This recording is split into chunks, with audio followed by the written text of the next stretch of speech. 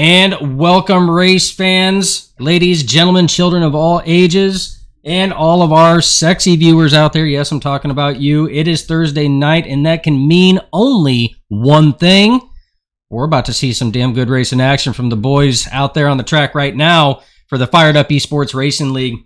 Nerditudes and Nerd TV bringing you all the racing action as we have since their season opener for their inaugural season, and we do not look to stop anytime soon.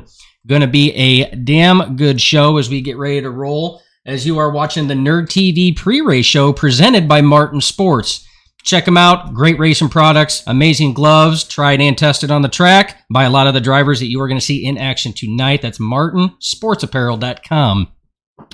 Alongside me, as always, and again, I wouldn't have it any other way, is the legend, the myth, the man, Mr. J. Stan, Jeremy Stanley. He gets the privilege of calling the race with me at probably one of the more fun tracks as we hit Las Vegas for the Martin Sports Let It Ride 125. Again, kind of a different track layout from what we've seen. We've seen a plate track. We've seen an odd, very unique shaped track with Darlington. We've seen the world's fastest half mile as far as stock car racing at Bristol at Thunderdome.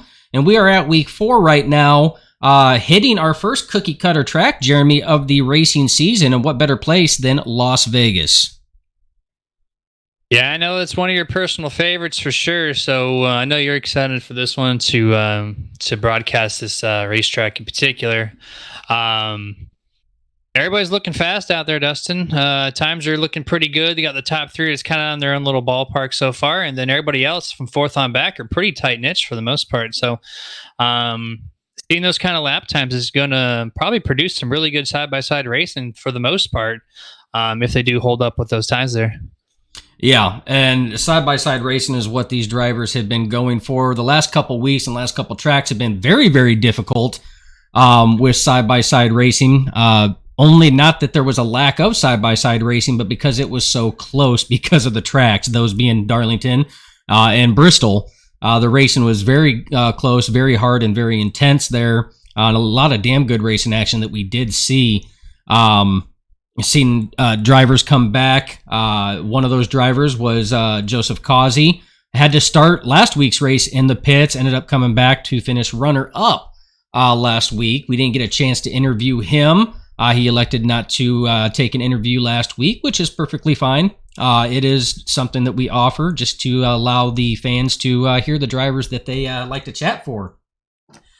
Speaking of drivers that the fans like to cheer and chat about and everything else, we do monitor our chat channels and everything else for our streams, and we would like you guys, the viewers, at any point in time during the pre-race show to let us know, as these drivers are out there qualifying right now, let us know who you're rooting for. Let us know who you think is going to take the checkered flag this week. We have had 3 different winners. Could tonight be a 4th different winner, or could tonight be our first repeat winner? So let us know in the chat. We'll give you a shout out on there and let you know. So we have Hagar says, go number 46. So Benoit's fan base is already loud and proud in the chats, Jeremy. That's awesome to see, man. Yeah, that's kind of a cool feature we got going on there where you can actually chat with us live before the race starts. That's pretty awesome stuff. Speaking of drivers and whatnot, Dustin, we got some new drivers on the track this evening. I think I see 4 total, possibly. We'll see them as our qualifying times wind down here in the qualifying session. Just a couple minutes left on that. But yeah, we got people like George Oakes. He's new here. We have Joe Gauthier. We have Tim Henderson. I think Chuck Cobb is new now as I see him pop in. And Tyler Davala. Like, it's kind of cool. We already had a lot of drivers in this series, and to see it kind of grow and grow each and every week. We're not losing drivers, we're only gaining drivers. So that's, I love to see it. As long as it stays clean and fun and fast and everyone gets along with each other, like, bring it on. More the merrier, right? Absolutely. And especially if the racing is going as good as what it has been. These drivers, again, this is an open setup league, so they put a lot of work into these tunes that they come out here. And I'm interested to see now that we have a cookie cutter style track, we have more room to play with, but it is a fast 1.5 mile track. And that's one thing to keep in mind when we are watching these drivers. It's even though it's 1.5 miles, it is a fast track, but they do have room. They can utilize multiple grooves. So you're going to see trucks running different grooves at different times. Not so much the way it was when we watched Bristol last week, Jeremy, where that high line was always prevalent and nobody could get anything going on that low line. It's going to be very different come tonight's race. Yeah, this track promotes the side-by-side and the multiple grooves more so in turn 1 and 2 than 3 and 4, even though you get a huge launch off of 4.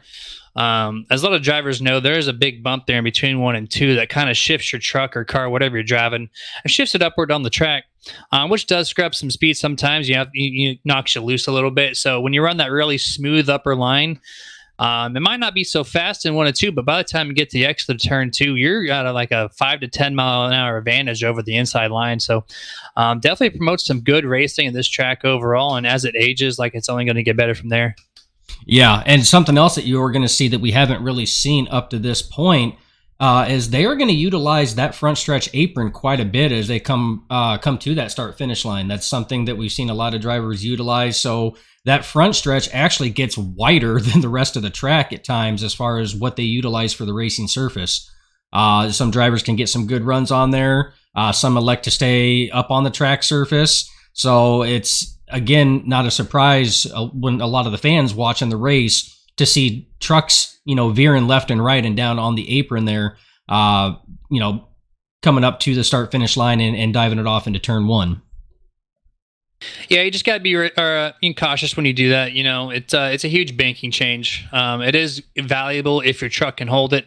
On the short runs, it's fine, but on the long runs, when your tires wear off, like the truck's already really light as is. When you make that huge transition change to run that bottom flat part of the track, it does knock your truck or car really loose. So you can't just jolt down there. It has to be more of a smooth transition. I have seen multiple wrecks happen when people try to run that line. It's one of those risky situations to where is it worth it to you? Maybe not so much in the beginning. Who knows? But these drivers got their own game plan, and I expect later tonight, as the race winds down, that we'll definitely see some few trucks for sure run down there. Try to get any position possible, or maybe a huge defense. You've seen it in real life and in the Cup Series a few years ago, and I think Xfinity too, where they had some wrecks, trying to put some huge blocks down there, specifically at this track. And if people try to go too low too, where you see like Kyle Busch, they'll hit the grass and lose the car just because there's no grip in the grass, right? So it's a lot of give and take, and something that definitely we'll keep an eye on later on the race. Yeah, and I'm sure our eyes are going to be on a lot of stuff throughout this race. Again, Las Vegas has always been one that has been a very racy track. And I do know personally that this is a home track for at least one of the drivers out there in the field, being Joe Gauthier. He is a Las Vegas native, so definitely one of his better tracks and tracks that he enjoys to run. So look forward to seeing what he can do, and a lot of the other drivers as well. Like you said, we have a couple new names in here. Definitely looking forward to see what they can throw into the mix. And what they can do and how they can perform with the rest of as they are gridding up right now. I think it's due time that you take us down through our starting lineup here. 100%. So Mr. Joseph Kazi, no stranger to the front, going to remain on the front for the top spot of tonight's race. Anthony Crownover will be on his outside in second place. Timothy Swiggett's going to start third. Greg Holt fourth. Bradley Brandon in fifth. Clayton White in sixth. Oscar Jensen in seventh, George Oakes in eighth, Josh Benoit ninth. Rounding out your top 10 will be Jeff Converse. Then you got 11th place of Jason Miz, Tyler Bentley in 12th, Bryson Durding in 13th, Tyler Davala 14th, Andrew Schroeder 15th, Scott Martin in 16th, Raj Mangiput. I don't want to butcher his name. So Manjaputi. Say that 17th. John Day 18th. Joe Gauthier 19th. Shane Posey 20th. Holmesy 21st. Or Richard Malagani 21st, sorry. Holmesy 22nd. Connor Hazel 23rd. Tim Henderson 24th. And Cody Porter, who had that one race week suspension last week, he is back, did not qualify. He will be the tail end of tonight's field. Yes, and like I said, that is definitely good to see him back again. He was, he was happy to serve the penalty and everything else. But Jeremy, that brings us to the end of our pre-race show presented by Martin Sports. Again, we appreciate and thank Martin Sports for everything they've done. But we're going to get our ugly mugs off the screen so you folks out there can watch exactly what you have been waiting for. And there they go, green flag. Joseph Causey with a huge start there, pulling out about a 2 truck length advantage over the one of Anthony Crownover. Pretty spaced out early on, then actually 3rd, 4th, and 5th. They're about 2 wide all the rest of the way back to the field, Dustin. Yeah, they're still trying to figure out and get everything going and figure out exactly where they want to be at, where they want to put their trucks. Again, these drivers are starting on cold tires. So right now they're just kind of feeling out exactly what's happening. But as they get a few more laps put into these tires, you're going to see these drivers really start to drive these trucks into these corners and everything else. But they're still 2 wide back there, right around the 9 of Bradley Brandon and the 3 of Greg Holt side by side. You got the 46 of Benoit and the 27 of Oscar Jensen side by side. Then you got the 24 Jason Miz back there just waiting to see exactly how these folks kind of pan out. Yeah, there going to be some multiple strategies. As we see we got a truck that's loose back there, Dustin. He actually collects it, no problem at all. That's going to be Raj, one of the newcomers here. Hella loose there off of turn 3 and 4, and what a save. So he's good. He's up and running. Just lost a few spots, no problem, but that might scrub off his speed there later in the run, being so early, shaving off that tire. So we'll see how his truck looks later on in this run. But going back through the field, we got quite a few side-by-side battles going on. As we mentioned, that was going to be one of the products of tonight's race. So minus like the top 3 or 5 or 6, the rest are going to be side-by-side for the most part, Dustin. Yeah, and we're actually going to go back and take a look at what happened with that during that little exchange. And it looks like the 33 of Holmes did get loose. He was able to collect. That's a bit of good driving. And the 15 of Tim Henderson had to check up a little bit, get on the binders and scuff the wall a little bit, but everybody was able to get around and continue racing. So again, excellent heads up racing by everybody on that one to get by that. And that definitely could have been a lot bigger than what it actually was. Absolutely, for sure. Watching Greg Holt here. He's running side by side with the 27. I think they just make some contact there. And the 27. Now they go. Big wreck. Multiple trucks here involved. 27 and the 5 head onto the wall in the middle of turn number 3 and 4. Caution is out. And they're still wrecking as we continue on. Big wreck. As we came back from watching that previous race one there and caught about the midsection of that incident there that brought out our first caution of the night, that involving the 27. We're going to go back and try to take a look and see exactly what started this massacre that just happened. Yeah, big contact there. The 27 just tried coming down across the 3's lanes from my perspective anyways, and there was no room left, and as he came down, he almost saved it, and then a couple trucks got pinched off at the bottom, and they just had nowhere to go, and it looks like that's what caused the wreck to start happening there. Yeah, and we're going to go take a look at it. We're going to try a different view from this one here. We're going to try the blimp to see what's happened, and yeah, there was a little bit of contact. Did almost save it. Come down onto the 9. Spun just barely. Wow, Benoit just barely getting through that. Did collect the 5 as all the other drivers tried scrambling. And hard impact by the 33 of Ron Holmes. As he, again, he had saved it earlier before, but this one here just nowhere to go with that 27 of Oscar Jensen. The track was full on that one. We're going to see if we can't take an in-car camera look at try to see who it was that was back there that just squeaked through. It almost looked like it was Josh Benoit that just barely squeaked it. Yeah, taking it back there, look with you. Yeah, and it was almost. Yep. Gone to the back of the 9 and the 24. just applied just the right amount of brakes, not to lock them up or anything, avoided the back bumper of both, and he went to the high side and cleared the 27 just barely, too, as he went back up the track. So that was some good driving there by Benoit. Yeah, it was. So again, all that just brought us under our first caution of the night. We are now looking at, again, pit strategy is going to play a factor in this one, Jeremy. These drivers only have a certain amount of tires for tonight's event, so they're going to want to try to play it safe and play it smart when they are taking their pit stops here.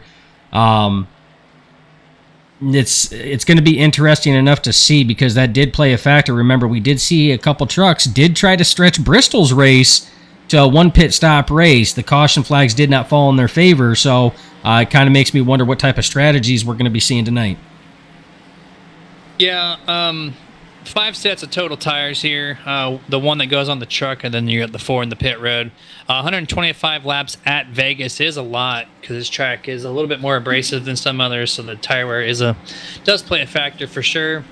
We're only on lap 8, so I mean, at first you're like, yeah, 5 sets of tires, I'm good, right? But I mean, you want to be cautious, because if we do have multiple cautions and use them up too early, that might just make you a sit and duck later on. So I didn't think too many people went down pit road this time around, just because of the few amount of laps that these drivers have on these tires. But it gives us like a little teaser there as to how their truck feels and what they might need to do for the next pit stop coming up. Yeah, and one thing to keep in mind here too is, I mean, there are drivers that are point racing out there. I mean, already our current race leader right now is your current points leader, Joseph Kazi. I know Anthony Crownover has really been searching for those consistent finishes, and he's been working on that quite a bit and doing quite well. Had some ups and downs at Daytona, but that is typical of Daytona. But a lot of these drivers are really working towards that late season, regular season ending finish to put them in the right positions at the right time for the race-offs, which again is a 4-race schedule at a road course, a plate track, a speedway, and a short track. So that's definitely going to be something that not a lot of other leagues actually do. When we crown a champion, they're truly going to be a track champion. Yeah, for facts. And just to go back over to Anthony Crownover, he's only made 2 races of the 3 total logged on the points, and he is the highest runner out of the people who have caught 2 races, and he's actually ahead of one person that's caught all 3 races. So that just really shows how fast Anthony Crownover is, and can be, as long as he stays in it the rest of the season. I think he's going to be one of your top contenders for that championship battle.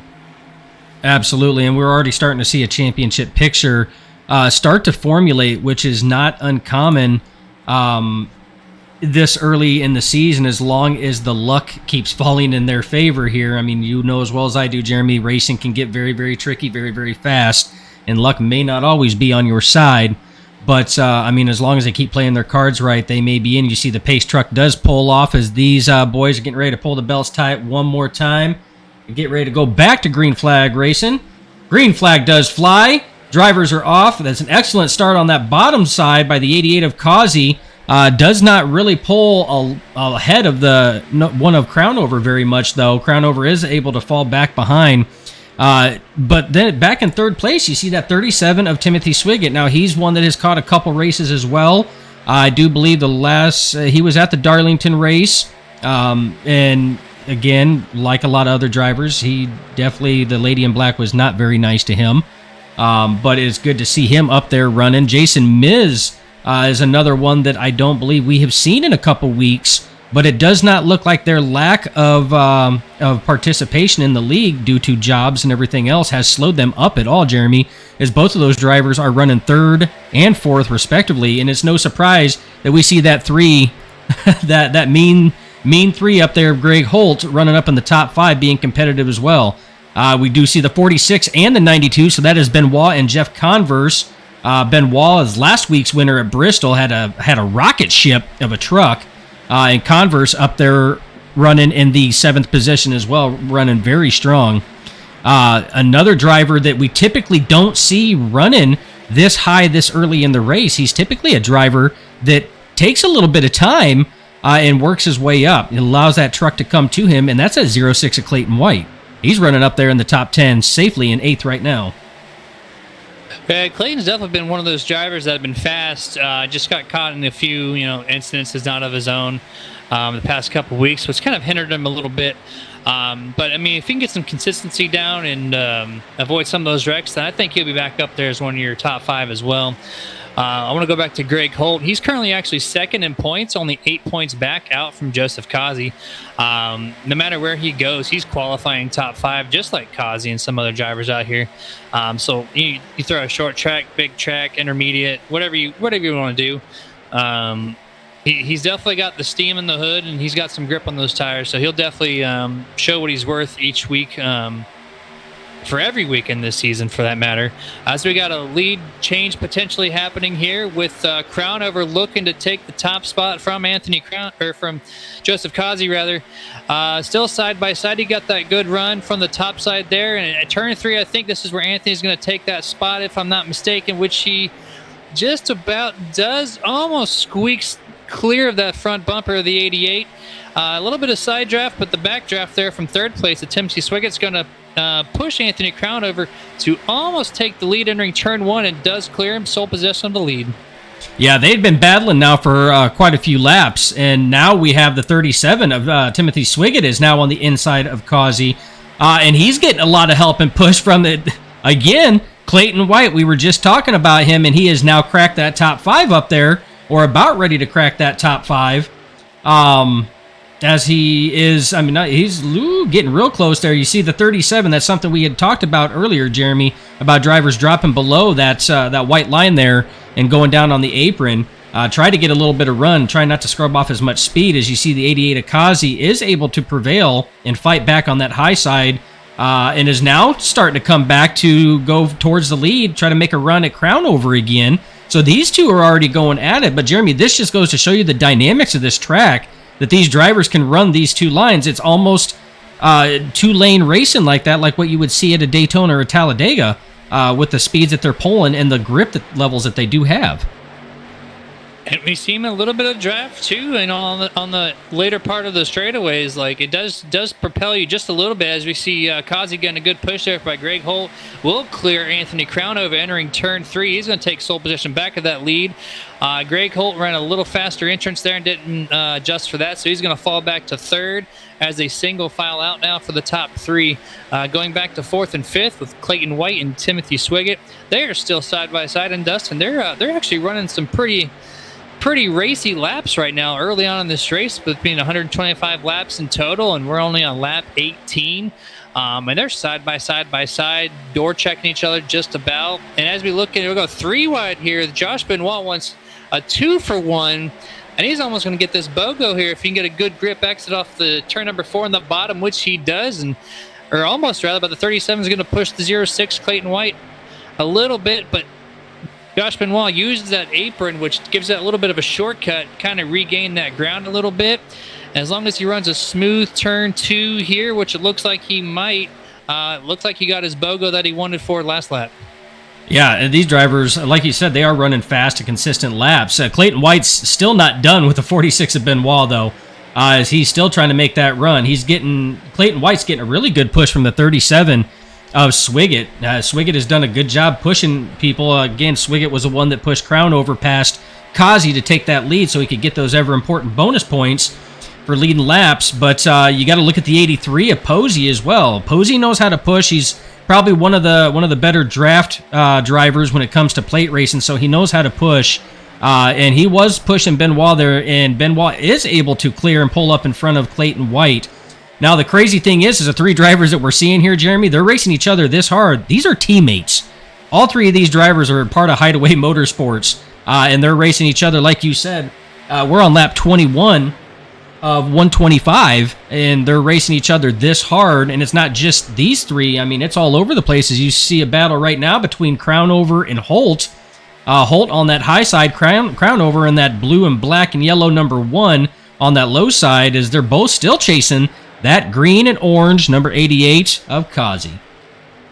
Yeah, it's kind of cool to see the team owner not really care about the drivers racing side by side early on, because they know that's, what you're out here to do is, number one, is to race, right? So why hold back, with 100 laps to go? So they're having at it. They're going for fourth, fifth, and sixth, like it's the race win almost. Greg Holt with a strong move a lap or so ago over Anthony Crownover on the high side. He took over second place.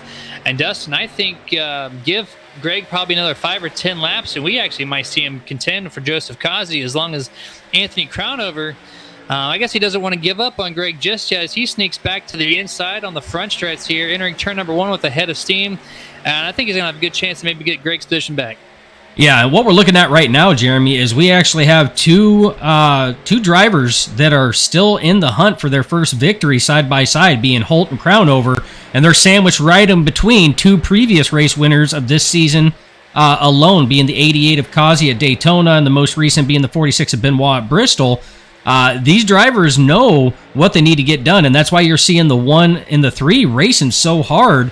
What is surprising me is, as hard as they are racing side by side, they were still closing in on the 88 of Kazi. Usually when you race side by side like that, because you have to cut your lines down differently than what you normally would, that person that's out front usually pulls it away, but it was a complete opposite. This one here, those two are racing side by side, and Jeremy, they're right on the back bumper of that 88 right now, and the 1 of Crownover is about ready to try to put his nose on the inside to contend for that number 1 position.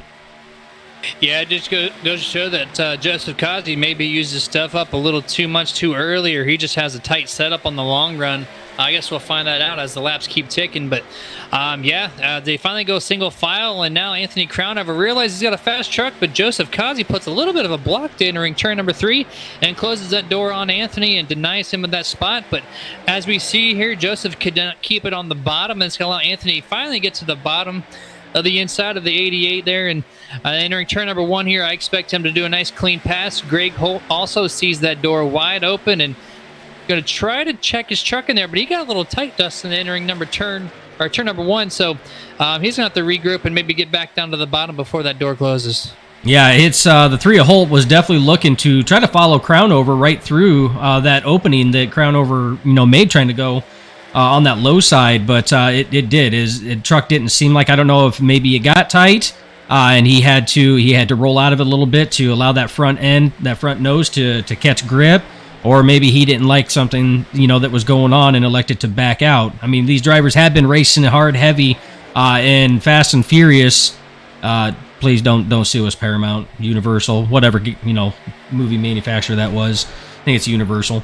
But nonetheless, these drivers had been putting down a little bit of bobble from the 1 of Crownover there on that low line.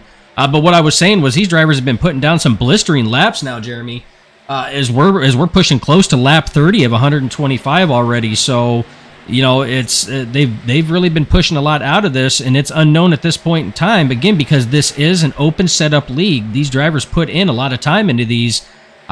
Jeremy, we don't know how many laps these drivers can get on a tire, because there's so many variables in there that we have absolutely no control over, or are able to even know, being, how hard they run it. It's their springs, sway, everything, can change how your tire wear is and where it wears.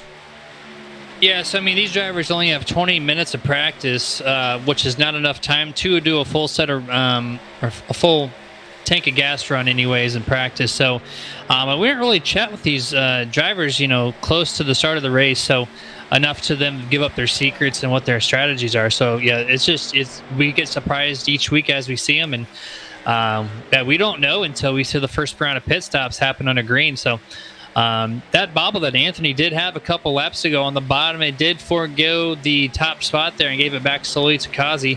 And allowed Greg to actually make a good run as they get really close here, as they want to be cautious of that, because we've seen netcode in the past kind of wreck people. And looks like we got Connor Hazel there, he just got passed. Now looks like he's going to dip down pit road after going his first lap down. Wanted to make sure everything was clean there. Clean entrance to pit road, no problems there. So going back to Anthony Crownover, still trying to battle over Greg Holt, but I think Greg does have the truck to beat. I think he just has to get clear of these drivers, and I think he's going to set sail and pull some good ground over Kazi. Yeah, and again, these two are still racing at it. And in the shot there, you're seeing the 46 of Benoit and the 37 of Swiggett starting to inch their way forward on this one here. Jeremy, we've had a longer green flag run. Let's see if we can't try to get the 46 of Benoit here, last week's Bristol race winner. He seems like he's running pretty comfortable right now, and kind of see if we can't pick his brain on possibly some strategy to try to chase down these front three. Now, let me see if Benoit is currently available for us to do so.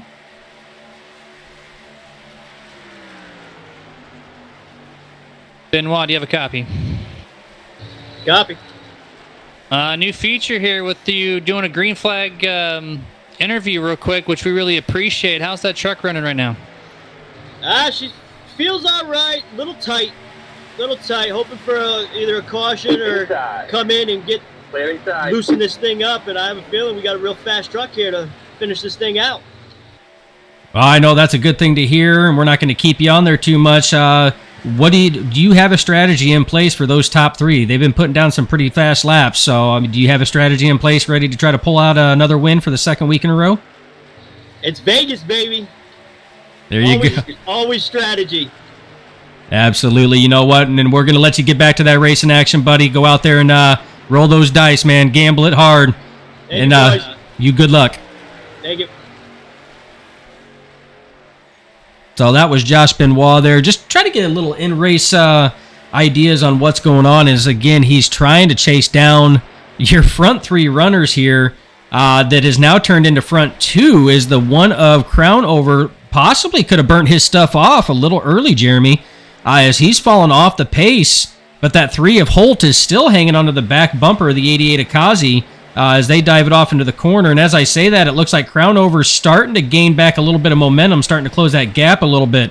So I don't know. As we were interviewing the 46 of Benoit, possibly a little bit of slip that could have lost ground. But it doesn't look like it's going to slow up the one of Crown Over anymore as he's catching back up. Yeah, if you were watching last week post-race interview with Mr. Benoit, you can tell his voice was a lot calmer, even with the excitement of him winning compared to what we just heard. Like his voice, you could tell was intense, and he was in the moment. So that truck is not handling, at least just by the voice, it doesn't sound like it's handling the way it should be. He said he can make it just a little bit looser, but even being tight, he's got some work to do. Just judging by how his voice was sounding. But yeah, going back to Holt here. I think he's taking care of his tires more so than anybody else, because when you're on that high side, you don't have to adjust your line. As for the inside where you get pinched off a little bit, you have to turn the wheel more so. And so Greg, with the passes that he's made, or at least the attempts on the high side only, I think he saved enough tire to put Joseph Kazi in a little bit of a pickle here, as he's going to be right on his rear bumper entering turn number 3. I think he's just looking for the right time to pass Dustin. Yeah, and all three of these drivers are nose to tail, and have been. Timothy Swiggett has now taken over that fourth position from Josh Benoit in that 46, as those two are just back behind that lead group. But we're going to run back through the top 10 and possibly a little further here. Try to give everybody a little bit of TV time, because that's what it's all about, Jeremy. We like to try to give a little bit of TV time. Running in that sixth position is the 92 of Jeff Converse. Jeff has been running a very clean race, which is really good, because I know the last couple weeks that he has raced, it's been one of those wrong place, wrong time type of deals, and it's made things a little difficult, and this is exactly what he needed to try to rebound on points. So Jeff Converse in that 92 running in a solid sixth place right now, and still plenty of race to try to make that up and try to make that truck better to get up there and contend. In seventh place, you got the 55 of Tyler Bentley. Again, Bentley had an excellent run last week with all the stuff that was going on between the 46 and the 88 and those two racing out. Tyler Bentley was sitting right there in third. So again, he's trying to pick up right where he left off as he's running in seventh position, but he's under a lot of heat right now from that number 8 of Bryson Durding. Again, good to see Durding back on that track again. He had a solid second place finish at the crazy finish that we had at Darlington.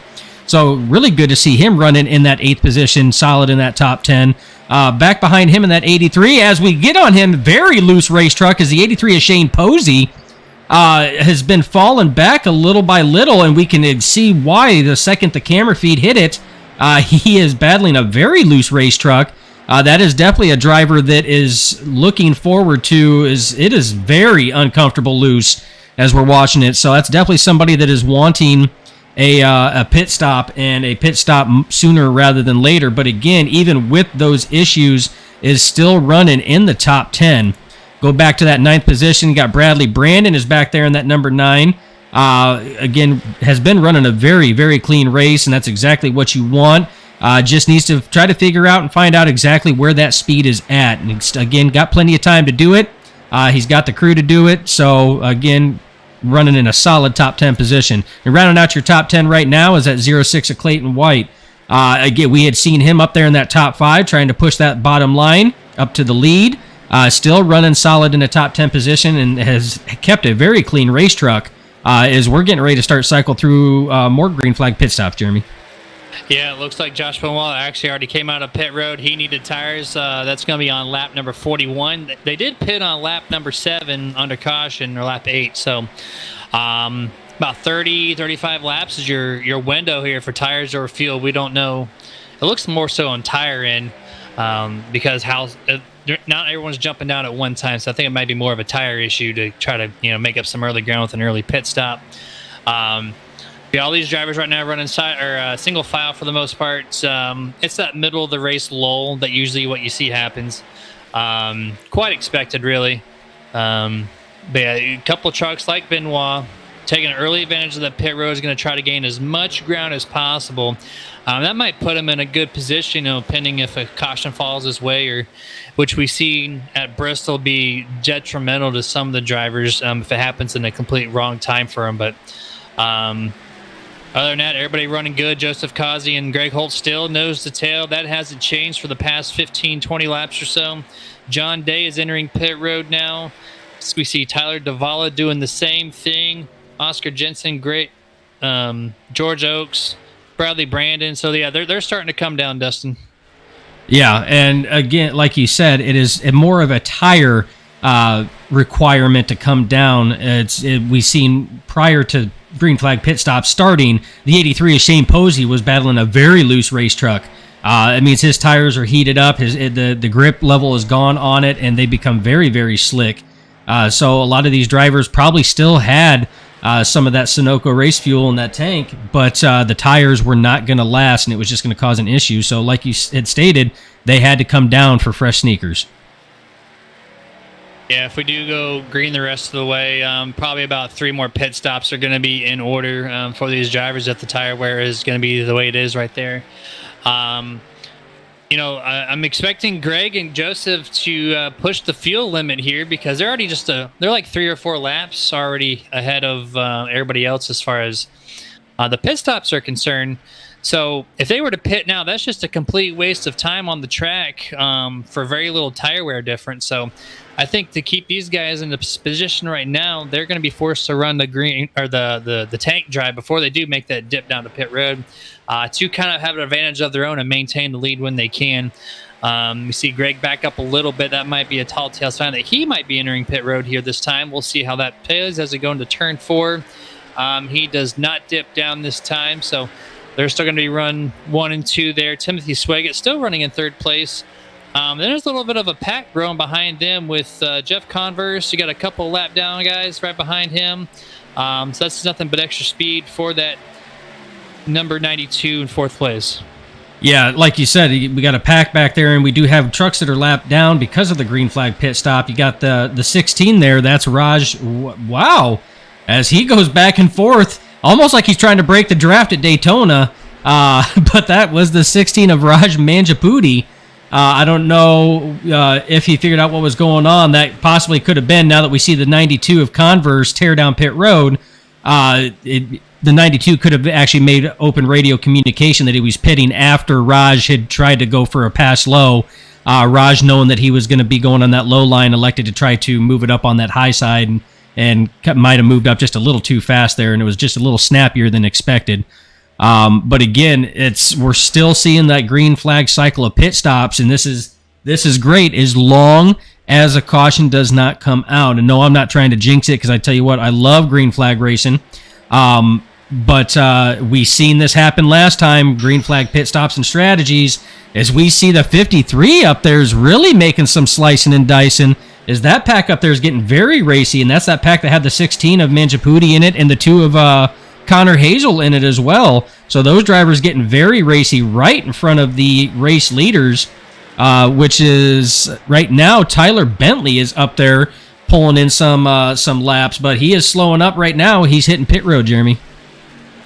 I was watching Greg Holt and Joseph Kazi, your race leaders, when they dipped down pit road. They made their stops as well.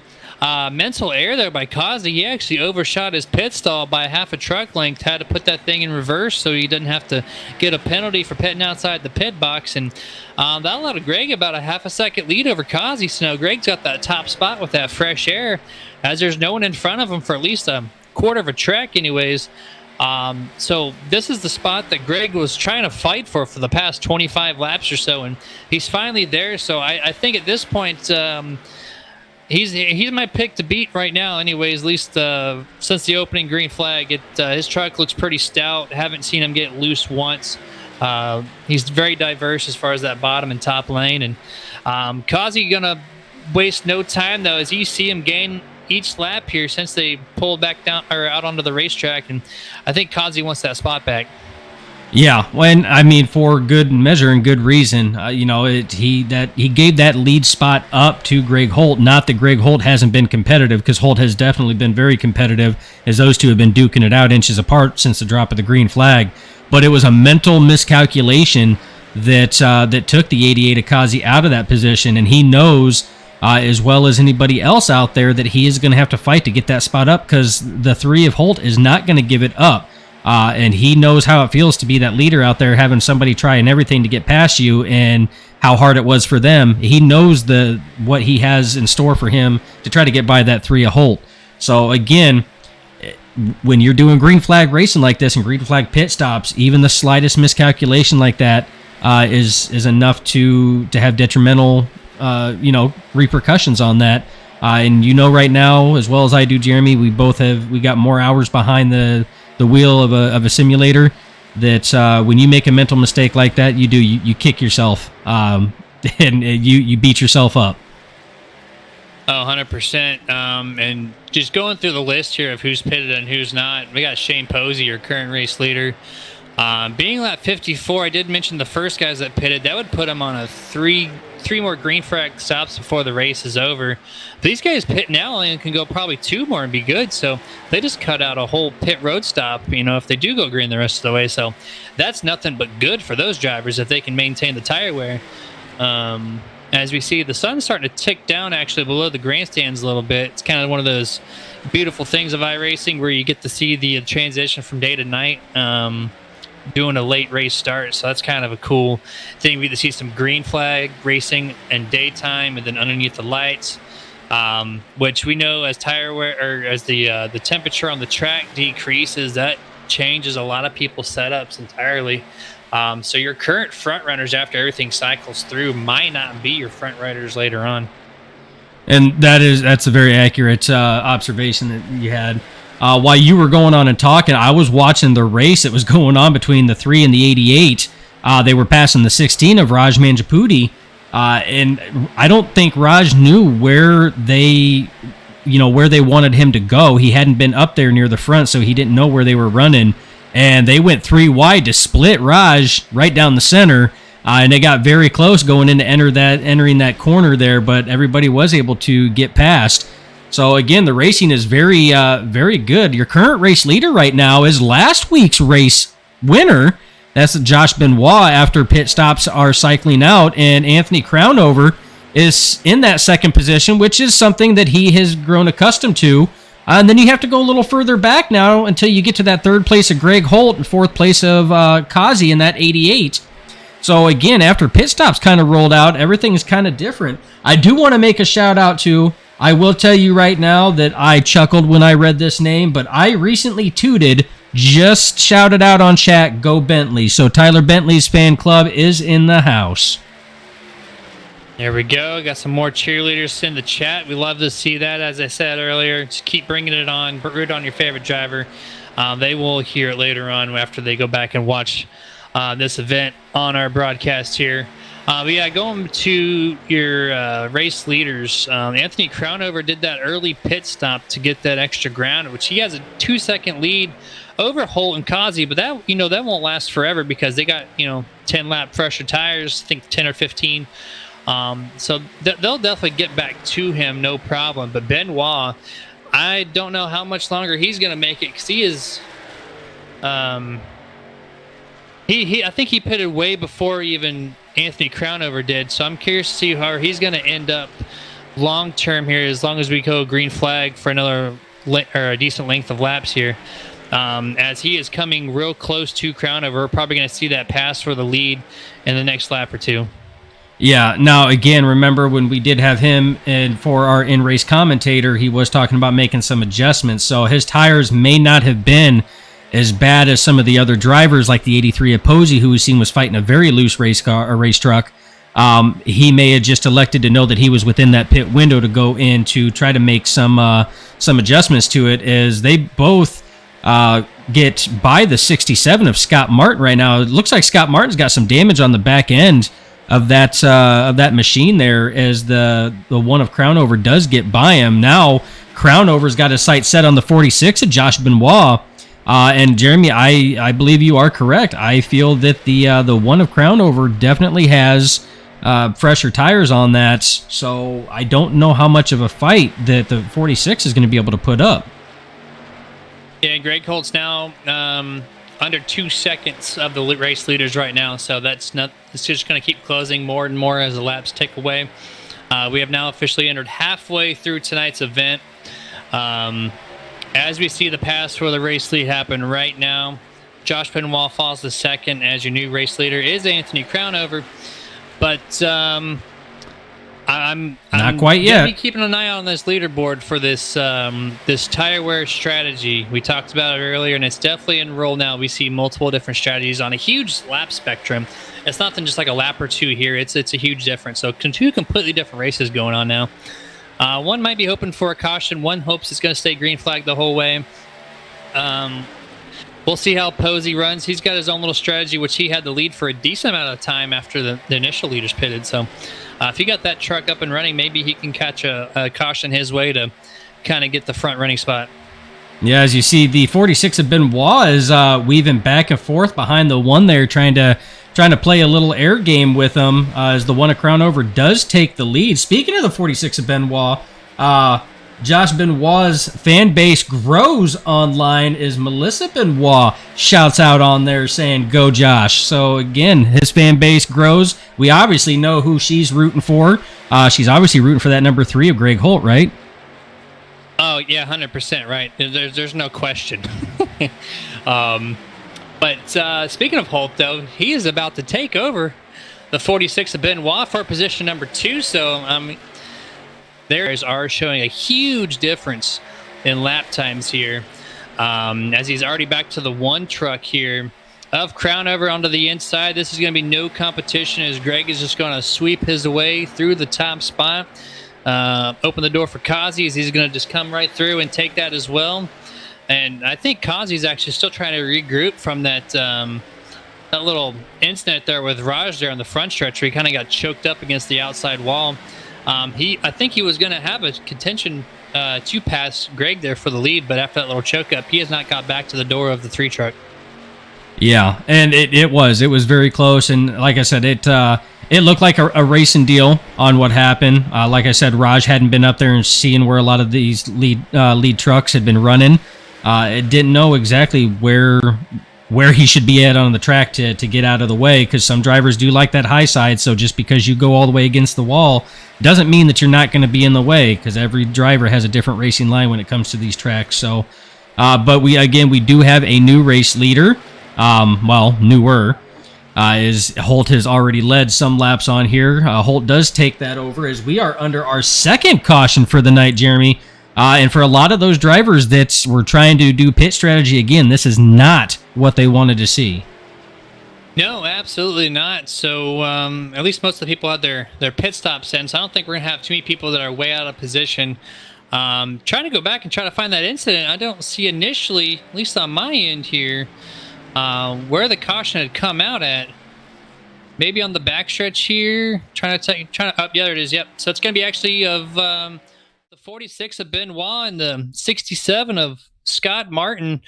On lap 66, it looks like the 67 came down onto the nose of the 46 as he was just running the inside line.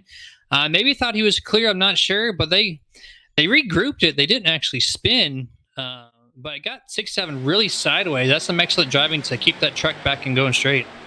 Yeah, as we're watching it again, and yeah, that's exactly what it looked like. The 67 of Scott Martin might have thought that he was cleared. And ladies and gentlemen, these spotters are not the greatest in these trucks. They could tell you that you're clear, but there's still just a nose on there, or they can tell you that you're clear on, that you're not clear yet. You've got enough room to move down. They're not 100% spot on when they 3-wide racing either. So this is definitely something that we do see on a regular basis. Drivers just barely missing that, or it could have been the 67 of Scott Martin might have got loose as well. He does have a lot of rear end damage error that possibly could have got from that first incident with the 27 that brought out that first caution. So taking that air off like that and jacking with the air on the ass end of these trucks can make it very loose going through those corners. But like you said, that was a damn bit of good driving by both of these drivers to save it, because that could have been way worse, and they both kept it going straight. Yeah, I mean, he got a little bit of a fortunate tap there on the 46 on the front nose and kind of pushed his truck back to going straight, but that's not to disregard that talent that he has to keep the truck going straight.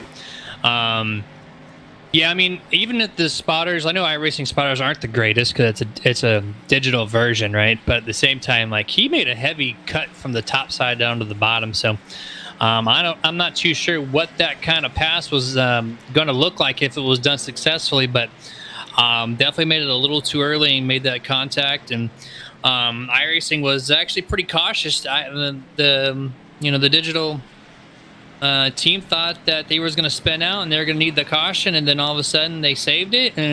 But we got the caution regardless, so it's going to give everyone a little chance to reset. I know they can make extra changes when they're under caution, so in the nighttime starting to fall a little bit here, so I expect some heavier setup changes down to these trucks, as they're on their second or third set of tires at this point, just a little bit over halfway through. So I think a few drivers are on their third set, which means they only have 2 left with 55 laps to go. So now there's one of those games where if you have a few more cautions ahead of you, you have to pick and choose when you get your set of tires. Yeah, and that's why when we were talking about that, I talked about the possibility of him being loose as well. I mean, there is a lot of damage on the back end of that truck. So, whatever it was a damn bit of good driving by both drivers. So excellent job on that. As this is only our second caution, Jeremy, we're over halfway through this race. We're going to take a short commercial break. Let these drivers kind of cycle through their pit stops under caution. Let them reline it back up before we hit back to green flag racing. Don't go anywhere, folks. We will be right back.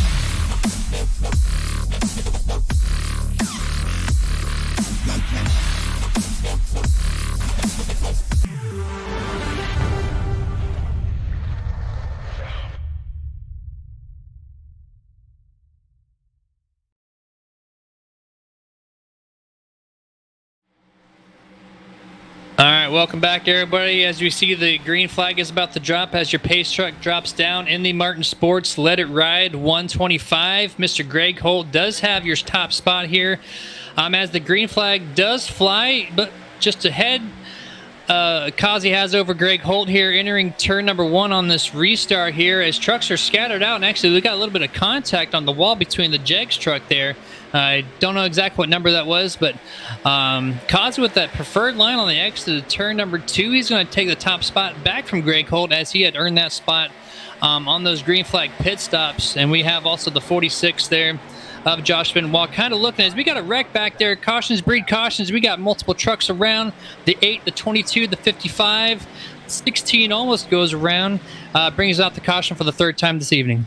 Yeah, so we are under our 3rd caution, and we were actually looking back because the racing was definitely getting hairy back there right off the start as all the drivers were trying to find their spot, and it looked like the 9 of Bradley Brandon went to move up to that high side, and it got a little light in the ass end there and got loose. And it's, again, because he was running right there around the top 10, it was right in front of all the other trucks. But we're going to go take another look at that to see exactly what happened, Jeremy. Yeah, it's kind of weird. The number might have been some oil on the track or something. I know that's not really an iRacing thing, but the 8 and the 9, both the white trucks, they spun out at the same exact time in the same exact motion that clogged up the inside and outside line. So when you do something like that, there's a lot of checking up going on and people trying to avoid other people. And it looked like a couple people just couldn't hit the brakes in time or just didn't expect a driver to come down and hit them. But it looks about 4 trucks in total, maybe 5 that got damaged from that. Unfortunate for those drivers. Yeah, and there was a lot of trucks that got damaged in that one there. It's and again, that's unfortunate that it did. But yeah, the 8 and the 9 both got loose on that one. Going back, I want to go and take a ride on board with the number 2 of Connor Hazel. Jeremy, I don't think you can get any closer to the back end of the 06 of Clayton White. White was trying to check up to allow the wrecks to take place. It was close. Yeah, I'm going back in there watching it with you. Whew. Yeah, the 06 Clayton White, he almost got clobbered in that right rear. Just probably 6 inches separated his race being done and where they're currently sitting now. So that was real close call. And going by telemetry, 118 mile an hour versus 93 miles an hour. So that would have been a huge wreck if he would have hit him. But real close call there for sure. Yeah, that definitely would have been a game changer as the 06 of White has kept his truck very clean tonight at Vegas. Has put himself in a really good position right now. Is the front runners have all relatively been the same with Kazi, Benoit, Holt, Crownover, and Swiggett. Jeremy, take a look. We in that top 10, we have a couple newcomers and first timers that have been here. You got Joe Gauthier right now in that 19 truck. Is sitting in 6th place. You got John Day in 9th, and you got Tim Henderson in that 15 Jegs truck, which is a truck you were talking about, is sitting back there in 10. So, I mean, you've got 3 of them right now that are running a fantastic race in the top 10, and it's amazing to see this. And I hope we see more of it. Is again, a lot of these drivers have been, they've been keeping themselves out of trouble and putting themselves in the right place at the right time. Yeah, it's really cool to see Gauthier there in 6th place in that 19 Gravedigger machine. I've worked with him on some super speedway races, and this guy has definitely got some good talent behind that wheel, no matter what vehicle he's in. Yeah, his truck, I don't think there's a scratch on that thing, at least from my perspective here.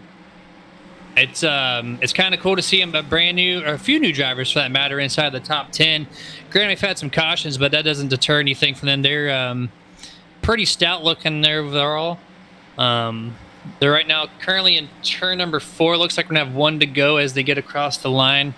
So I wonder if that's that daytime to nighttime transition that's bringing some of these drivers that were in the back up to the front. Or maybe they're just one of those drivers like Kevin Harvick. I love to mention as far as that where did he come from moment where, they kind of just hang out, and then they be there at the end. So that could be one of their things too. But that day to night, you do see the light starting to reflect off these trucks. That just shows you how dark it's getting out there. It's about the full nighttime, probably in the next 20 minutes or so, as the sun fully sets down underneath the grandstands. Yeah, and here's the thing that you guys have to remember out there is that a lot of these drivers, knowing that there is going to be a track transition going from early evening to nighttime at this track, they will set their trucks up for the night transition so that they are fastest at the end of the race and not so fast at the start. So, Jeremy, it's not uncommon to see a lot of these drivers that we hadn't been calling their names all day, or if we have, it's not as much as some of your front runners. It's not uncommon to see them up here, competing for some of these top spots like Gauthier, Jeff Converse. We mentioned his name a few times. He's up here. John Day, Tim Henderson, Rich Malagani's up here in the 11th position. Tyler Bentley up there in 12th as well. So again, a lot of these drivers, it's not uncommon, Jeremy, and it's only going to get better from here as we're working lap 77 to 125 when we hit the green flag. One thing is for sure, which you are correct, by the way, but one thing is for sure, as cooler track does make for more grippier side-by-side action, these trucks will feel a little more spicier as the night ticks in. But green flag is in the air. Joseph Kazi running side-by-side with the 46 of Josh Benoit, as they almost have an identical restart there. Great timing there by the 46. He's going to run down the door of the 88 and try to run a good entrance here into turn number 1. Kazi does give just enough good of a restart to clear the 46. That's going to bring Great Holt on the inside. Going to be looking for second place. Yeah, Greg Holt trying to inch and nose in on the inside, and as long as he doesn't railroad the 88 in front of him, looks like that he will be able to prevail over the 46 there. He tags the apron a little bit coming off, which slows him up. 46 has still got just a little bit of a fender there. Not much. You see the 37 of Swiggett going back and forth trying to figure out what line is going to be the fast-moving one. And the 92 of Jeff Converse right now, who this is the raciest we have seen the 92 of Converse all night. Is we're starting to wind laps down now, Jeremy. I mean, we're within less than 50 laps in this event here. And again, that's the raciest that we have seen him. So maybe he's thinking maybe it's time to pull off the Martin Sports race gloves a little bit there and then kind of throw it into the ring. Yeah, that just shows the track's getting a little grippier, and some of these trucks that were kind of just hanging out now are going to be shining literally and figuratively. Jeff Converse is one of them down the top 5. He is definitely one of those drivers that does kind of make his way to the top 5, even top 3 almost each and every week. This race is a little bit longer than normal, but as long as they're at the end, that doesn't matter. As they are now entering lap number 80, so that's going to be about 46 laps to go before this thing's all said and done. Anthony Crownover on the inside of Jeff Converse. It surprised him a little bit. He kicked up high to give him plenty of room. That's going to give Anthony a good shot there to entering turn number 3 in the position, but it looks like he's going to get choked up a little bit as they try to figure out who's going to be behind Swiggett here, as looks like Swiggett's going to take that inside line. It's going to give Jeff Converse a good maybe run on the exit of turn number 4 here, but Anthony just so strong early on in these runs.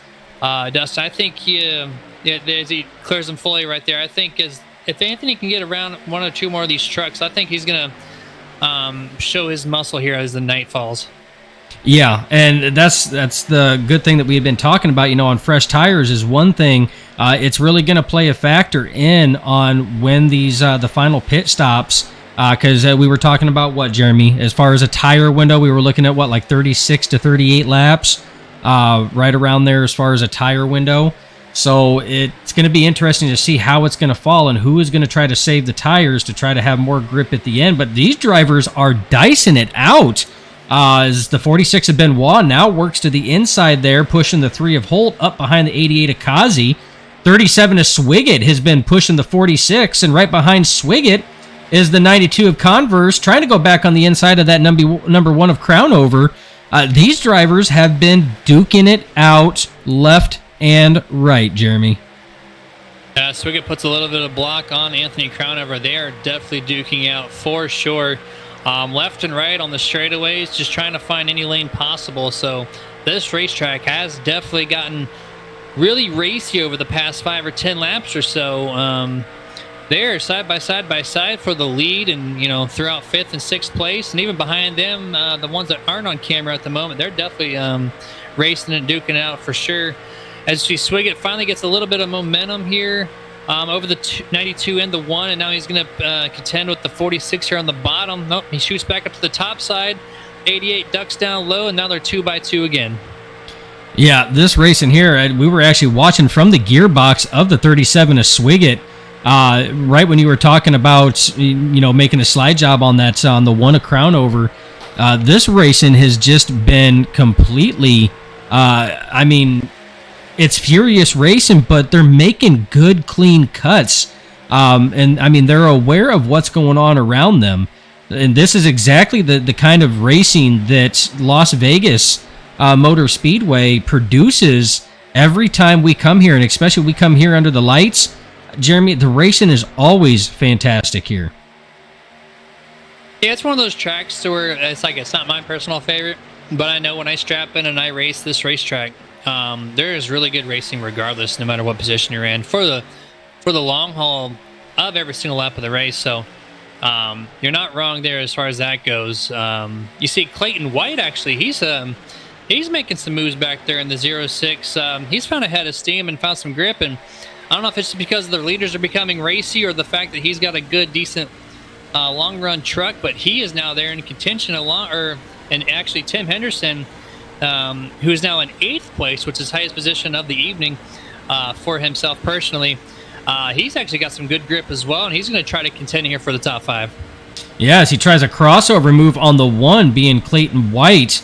We're riding in car with him right now, Jeremy, and his hands and that wheel, he looks like he has a comfortable truck. Is just come across the start-finish line there. He tried a crossover and decided to kind of back it out a little bit, not force the issue. But again, he's right here running in 7th position as he's now nosing on the inside of the 92 of Converse, still trying to follow the 1 of Crown over through. This race, and Jeremy, these guys have been going like this since the restart. There doesn't seem to be any sign of let up. They know the lap number is ticking down. They know they're running out of time. Every inch on the track is so vital at this point in time that nobody wants to give it up. Is right here you see the 06 inching on the nose on the inside of the 1 a crown over as they come off the corner. So Clayton White on the move into the top 5.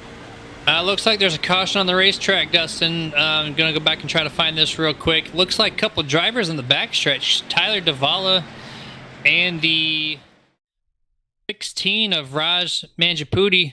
They came off the exit of turn number 2, Dustin. The 11 just, I don't know if he slipped up the racetrack or just found the door, but they get heavy contact, as they go down to the inside of the track and they hit the inside wall. Heavy damage to both these trucks as the caution is out. Yeah, as we're rewatching it right now, it looked like it does look like the 11 might have come up the track. Maybe thought he had a little bit more room. Again, these spotters are not the greatest, but with the way that truck shimmied on contact, it looked like that there could have been a little bit of net code there as well, which is not uncommon. But either way, it does send the 11 and the 16 around for a ride, as we are under our third caution of the night now? I do believe it's our 4th. Is it the 4th? I couldn't remember if it's 3rd or 4th. And the cautions have been few and far between, which is amazing. And they've only been, besides that first caution that brought out, that involved a lot of drivers and damaged a few trucks. They've only been, a couple car incidents. And it's more so been almost, a looseness to it, and we have gone through a number of transitions, Jeremy, of, the track transitions, which also means the temperature transitions.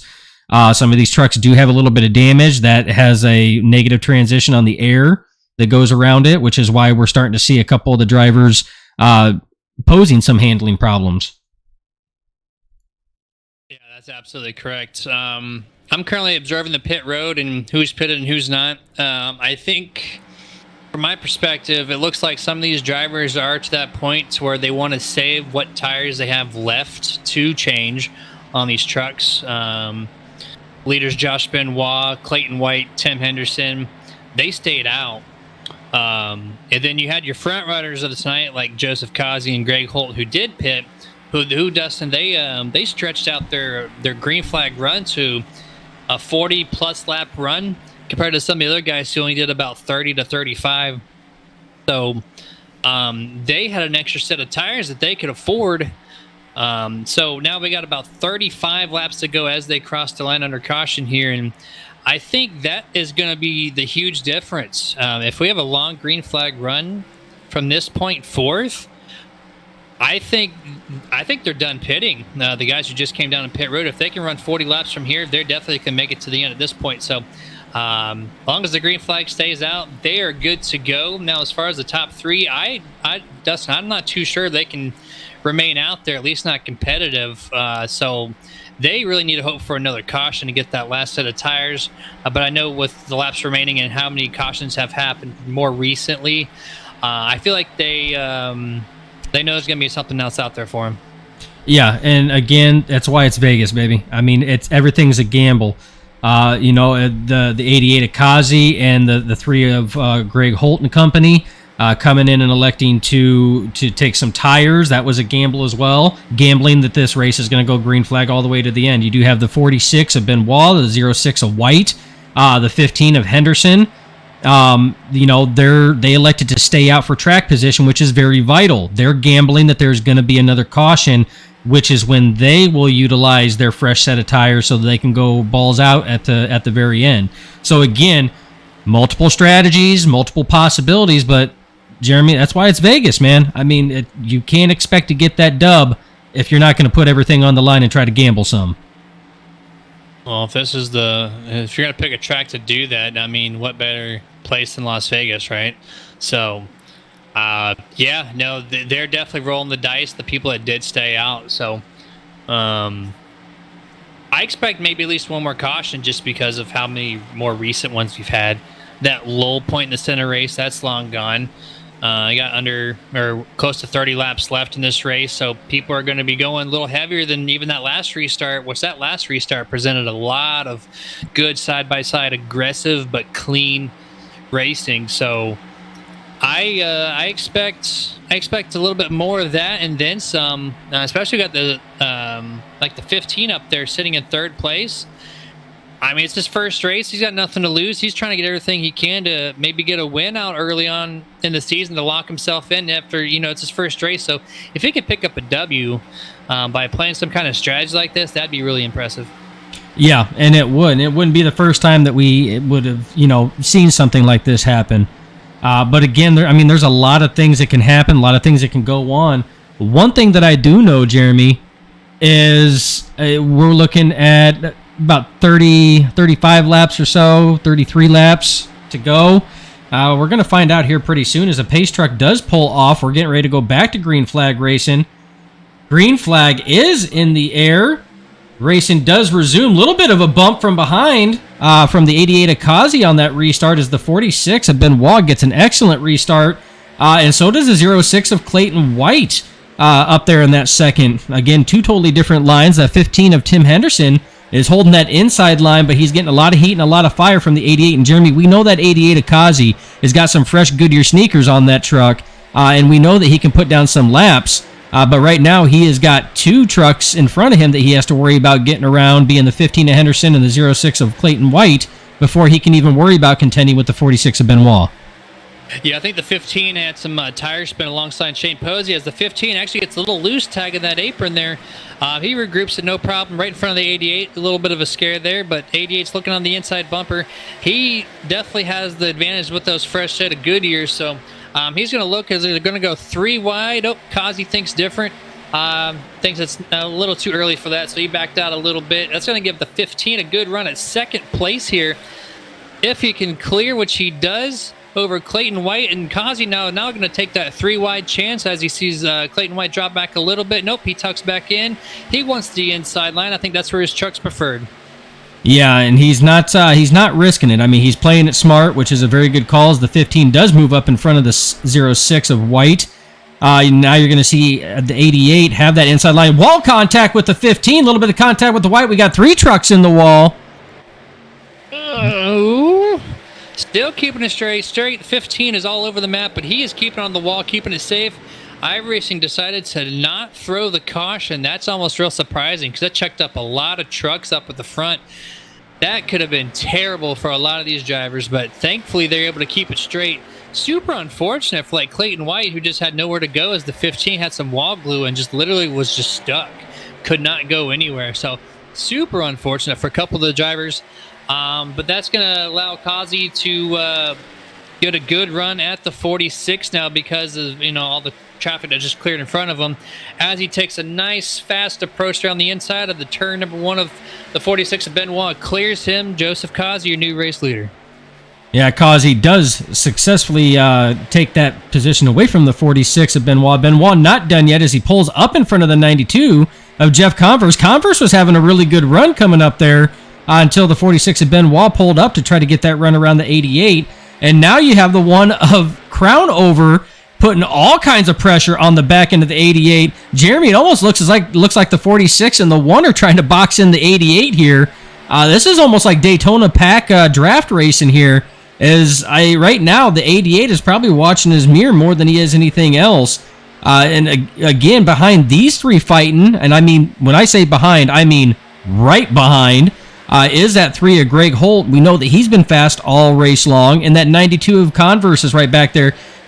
Ladies and gentlemen, this is Las Vegas, and we can look at your top 5 in one single screen frame.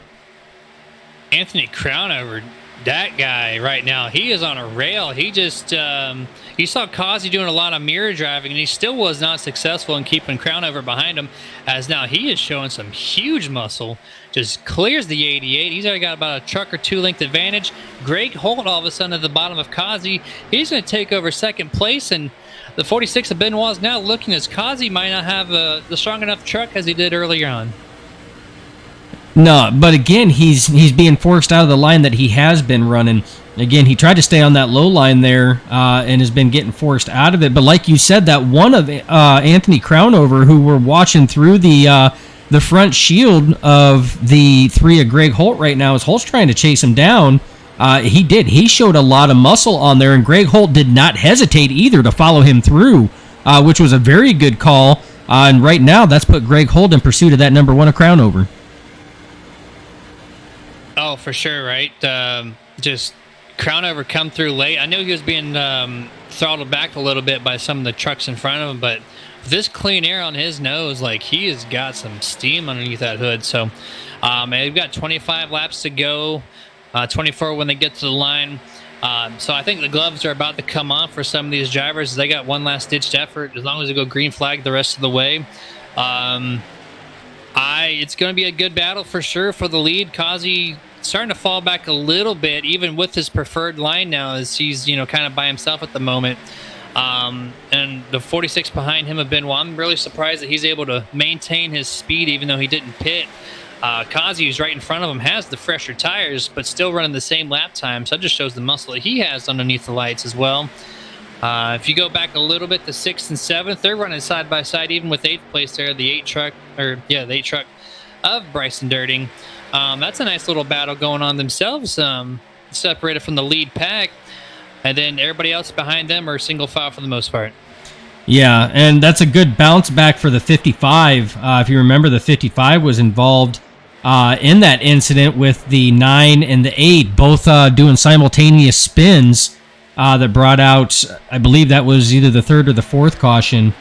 I think it was the 3rd caution that brought that one out. But it's a good bounce back for Tyler as he does finally complete that pass on the 48 of Schroeder.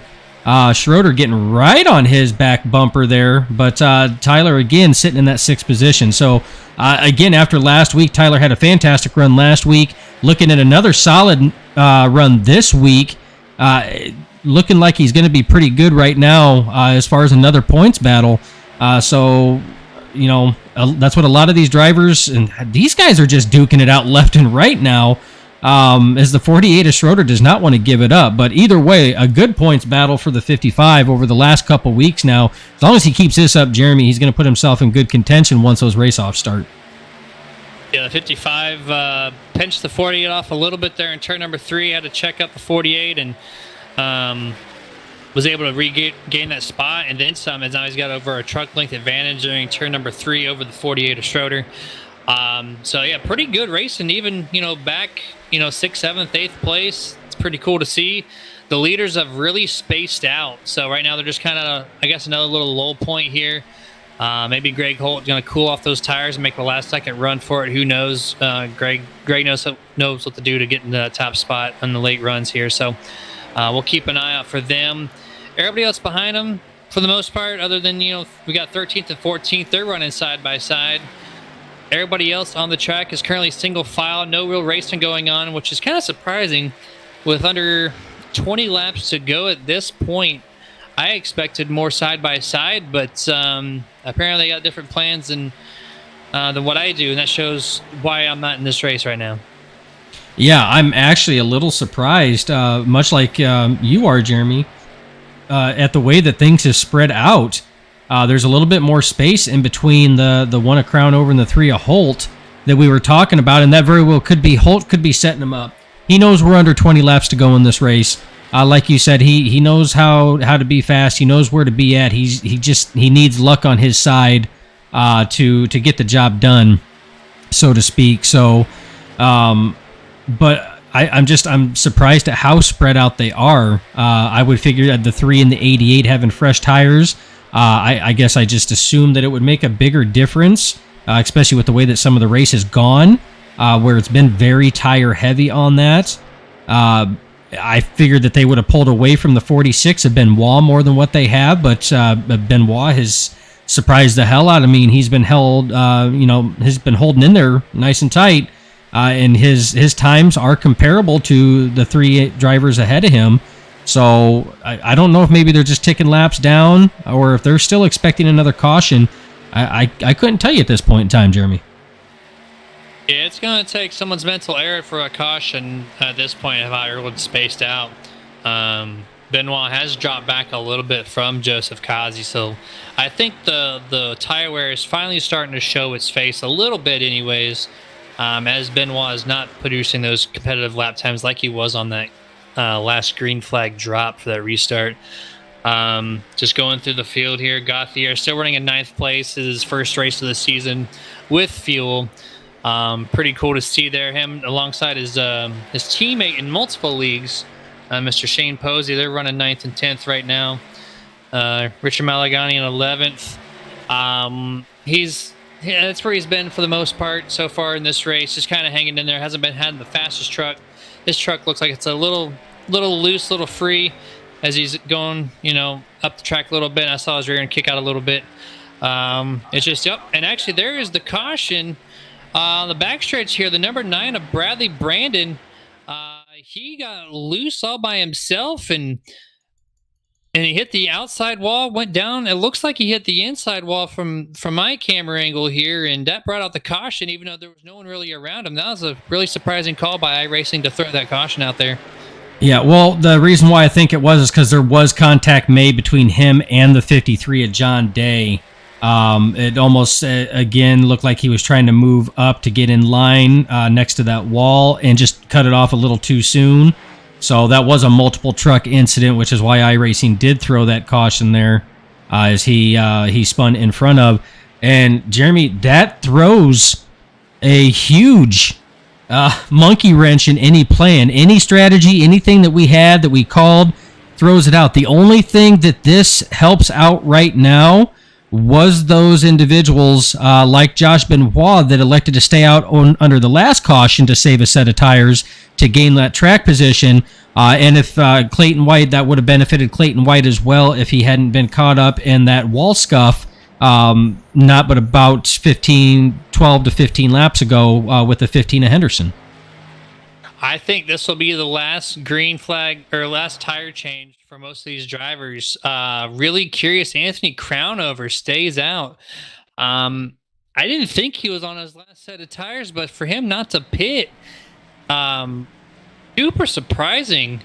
He's going to have a lot of work to do just to keep everybody else behind him because he was racing and slicing and dicing. And so I don't think those tires are in the best of shape. So he's got about 10 laps to go when this restart comes out to be able to hold off the top 5 or 6 fastest guys, which they're not going to be too far back. They're probably going to be like 2 or 3 trucks behind him.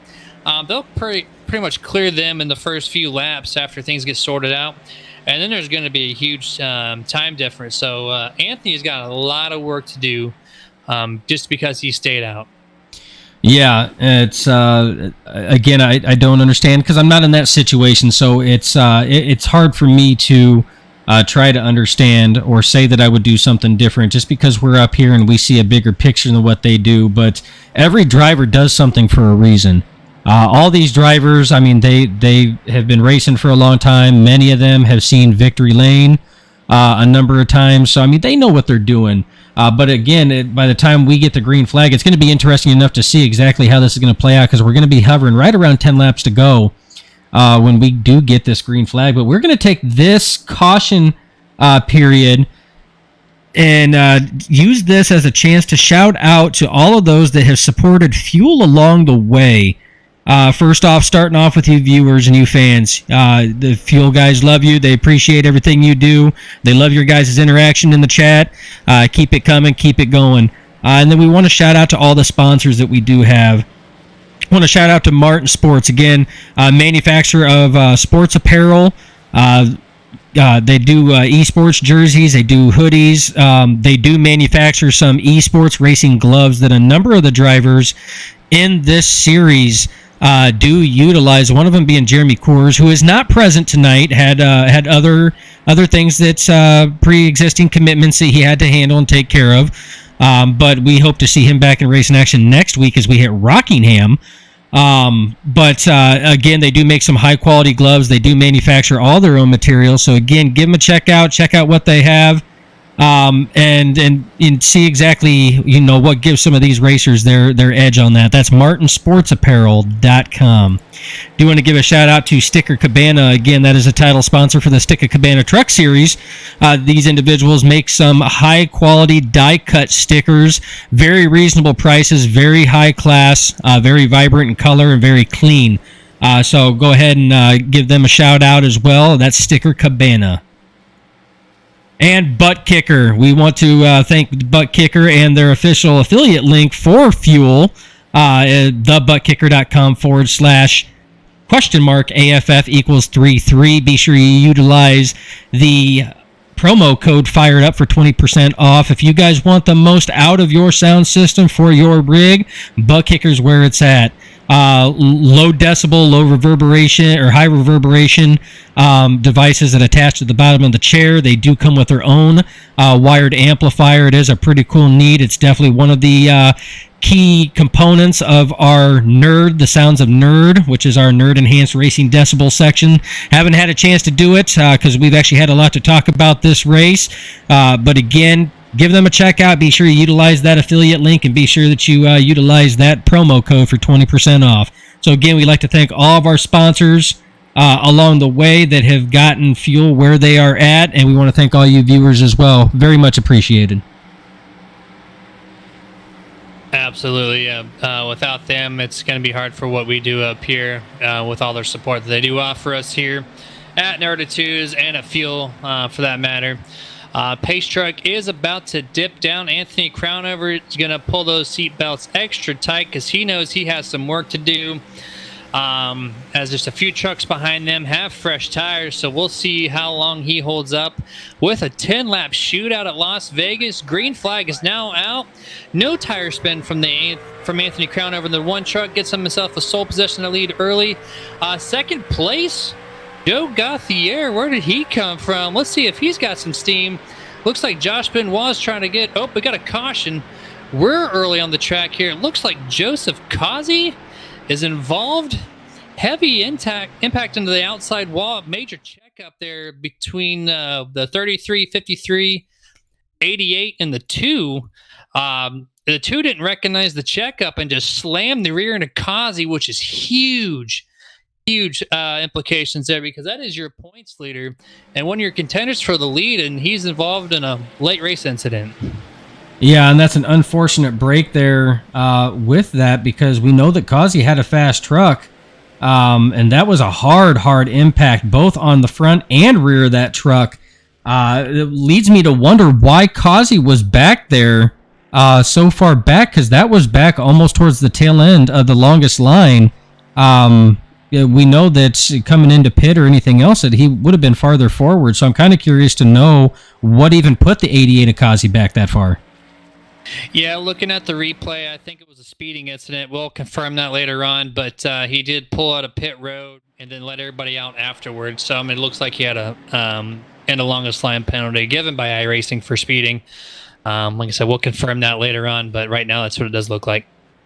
And that's an unfortunate thing. Again, that's those little mental miscalculations, and it doesn't take much, and that's what it is. I mean, they could tag you for a mile to 2 mile an hour over, just because you thought you were cruising at your normal speed and you put just a little extra foot into it, and that's unfortunate, Jeremy, because that's twice tonight that those little mental miscalculations have happened and have cost the 88 of Causey.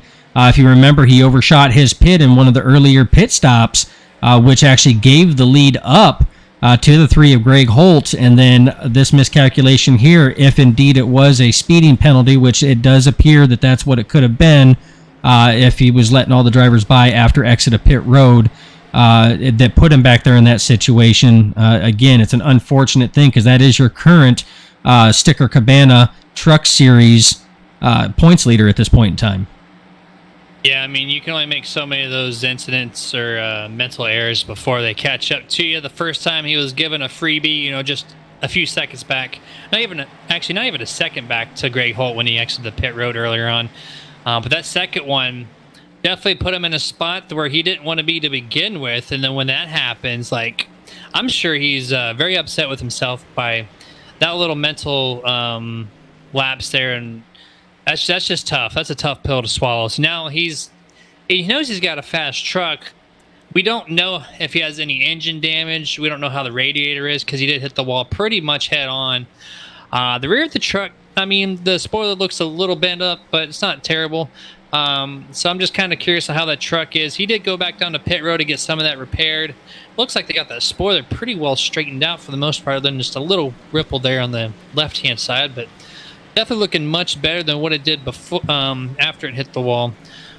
So we'll keep an eye out on him. And we're going to have about probably 5 laps to go when the pace truck does dip down. So it's going to be a 5-lap shootout for this Martin Sports Let It Ride 125.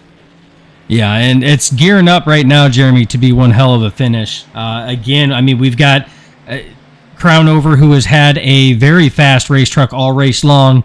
Even though the comment was, apparently he is our in-race reporter, the Crownover King, on our stream, said that, obviously joking around, my race is over now. Obviously far from the truth, as he's currently in the number 1 spot in that number 1 truck.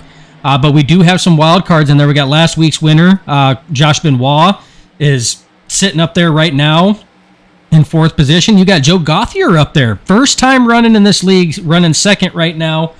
You also can't forget you do have the 3 of Greg Holt back there. He has been fast all week. Andrew Schroeder in that number 48 is back there in 6th. And then you still have Jeff Converse back there. We know he's got a fast truck. And you can't forget the Fat Caterpillar and Posey back there either. Dirting, who had a 2nd place finish at Darlington, is back there as well in 8th. So the number 8 truck is in the number 8 position. And you still have Clayton White back there, still in that top 12, even after that incident with the wall scuff of the 15 of Tim Henderson. So anything could happen at this point in time, Jeremy, and only time is going to tell is the pace lights are out on the truck, and we're getting ready to take this thing back to green flag racing. So the question is, at this point in time, to you, Jeremy, and to all the fans out there watching and viewers watching, who do you think is going to take these checkers? I got a question. Who gave Anthony a cell phone in his truck with 10 laps to go for him to text us saying his race is over? He was in a really tough predicament with 10 laps to go, but then quick caution came out. That gave him 5 free laps to hold that lead. So if he picks up another quick caution, that puts him in a green-white checker scenario. So I don't think his race could be over by statistics. It's not looking great, but it gives him much better of a chance now with only 5 laps to go, as the pace truck is about to dip down. As far as a race winner goes, I have no idea who to pick at this point. It's been a pretty wild last 20 laps or so. Waiting on the green flag here. It's going to be waving any second. Green flag is now out. A little bit of an easy start there by Anthony Crownover. No tire spin. That's exactly what we wanted to see. Joe Gauthier falling back a little bit. Didn't get as good of a restart. That's going to allow the 55 of Tyler Bentley. That's his highest running position of the night. He is now sole possession. Second place is three wide now as Josh Benoit trying to push the issue with Greg Holt, and they're trying to go. They got the fastest cars right now with the freshest tires. They are left and right trying to find a position around these two trucks as they 55 is kind of crowding down the 46 and 3 just a little bit as we got a wreck in the back. I don't know if it's going to cause a caution right now. Out keeps it straight. Number 24, Jason Miz, he is okay. Yeah, as the racing does continue on, we do have 4 laps remaining in this race as the 46 is pushing the 3 of Greg Holt past the 1 of Crownover. The 55 of Tyler Bentley is looking to try to follow through as that is going on. Jeremy, this racing is they're going 3 wide back there between the 55, the 48, and the 1. And that's allowing the 46 to try to chase down the 3 of Greg Holt. These guys are starting to stretch it out a little bit, Jeremy. So we have completely seen our top 5 just flip-flop it as we cross the line with 3 laps to go, as the 46 is still in hot pursuit of that number 3 of Greg Holt. The 48 of Andrew Schroeder, where did he come from? The man in the Jets car has a jet engine in that thing, apparently, because he has come out of nowhere into 3rd position and is now trying to chase it down as we see the 46 of Josh Benoit trying to put a nose on the inside as we are crossing the line now for 2 laps to go. So 2 laps of racing action as we are continuing on. But look at the racing action back there. Contact, spin. More contact, big wreck. We have a truck flipping over. Caution does come out. We will be going to a green-white checkered on this, ladies and gentlemen. Big accident that damaged a lot of trucks on that one, Jeremy. Secondary incident, too, after the 8 got contact in the initial wreck. He came down over the nose of Richard Malagani, which caused him to wreck again with 22. And then Jeff Converse from the 92 actually got some heavy front nose damage as well. After they slid back down the track, Converse had no idea they were coming down. So 2 different wrecks on the track there. That first one was huge, as we did see a truck flip over. That is huge implications for a lot of these trucks. The front runners, Crownover, tweeting basically that his race is over. And, well, I mean, he gets another stab at it, but he got super lucky as the 8 did come down across his nose there on the right-hand side, and I don't think he got any damage, at least only a few scrapes and bumps. That's a big hit. So, unfortunately enough, as good of a race as he was having sitting up there in second on that restart, the truck that flipped over was none other than Joe Gauthier. And it was a heavy impact. So as you were talking, Jeremy, we were watching the replay live, and it looked like the 8 of Dirting might have got a little uneasy going from that transition from the track down to the apron, and it loosened him up enough when the 1 of Crownover was going on his inside that contact was made, and that just started the massacre. We're going to go on board right now, this time around, with the 19 of Joe Gauthier. As you see right there, the 8 gets a little loose. Contact is made. That's where things start right there. Things start going crazy, and out of nowhere, bam! Huge hit as he goes upside down and goes for a hell of a ride. Tough break for the 19 of Joe Gauthier as he was having a very stout inaugural race here at Fuel. Yeah, the 2nd place on that last restart. He, surprising us with that, how quickly he got to the front after, the last set of stops and whatnot. That is super unfortunate. I mean, he was going to have a contention for the top 5 for sure. Great welcoming to the league, and then that happened, so that instantly puts him back. Initially, about 15th place or so, it looked like he might be ending up in, so that's really unfortunate to go from 2nd to 19th or 15th rather, like that. That's tough. That's real tough. I mean, it's just one of those deals where people are racing for position, and sometimes you can't control your luck. It's just you're racing hard, and then all of a sudden someone comes up and slaps you in the inside like that and flipped him over at this point for just a few seconds. But that is heavy impact. I'm glad he's okay after that one. Yeah, so again, that just shakes up our finishing order even more. You still have that 3 of Greg Holt, who, again, is still chasing that initial season victory this season, is currently in the race lead. And before that caution happened, the 46 of Benoit was trying to get something going. The big move of the night is that 48. I don't know what they had been doing, but they have done something to that truck there that have put him in position and in contention for a damn good finish here, as he was trying to chase down, and I do believe he was inching further and further forward, closer to the 46 and the 3. So again, keep an eye out for Andrew Schroeder on that one. Tyler Bentley sitting there in 4th, and look who has made their way back up to the top 5, none other than Clayton White. After that incident earlier in the race, that wall scuff with the 15 of Henderson where he had nowhere to go, it was just right in front of him, has made his way back up to the top 5 again and is looking to try to put himself in contention. Is 8th. Anthony Crownover, even after being involved in that incident, is being scored in 9th, and Jeff Converse is in 10th. Joseph Kazi right now still showing in the 11th position, but a lot of damage on that truck.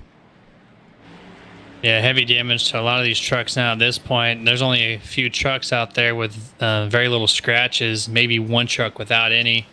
Greg Holt almost looks like one of those trucks that kept his truck nice and clean. And the 46 as well on his outside here on this maybe the last restart of tonight's event. 46 was really surprising me, Dustin, there with that late race push right before the caution. I thought Greg Holt had it in the bag. And then the 46 turn on the afterburners, and I think we have a really solid race here now on this first of 3 attempts at the green-white checker. All depends on that restart.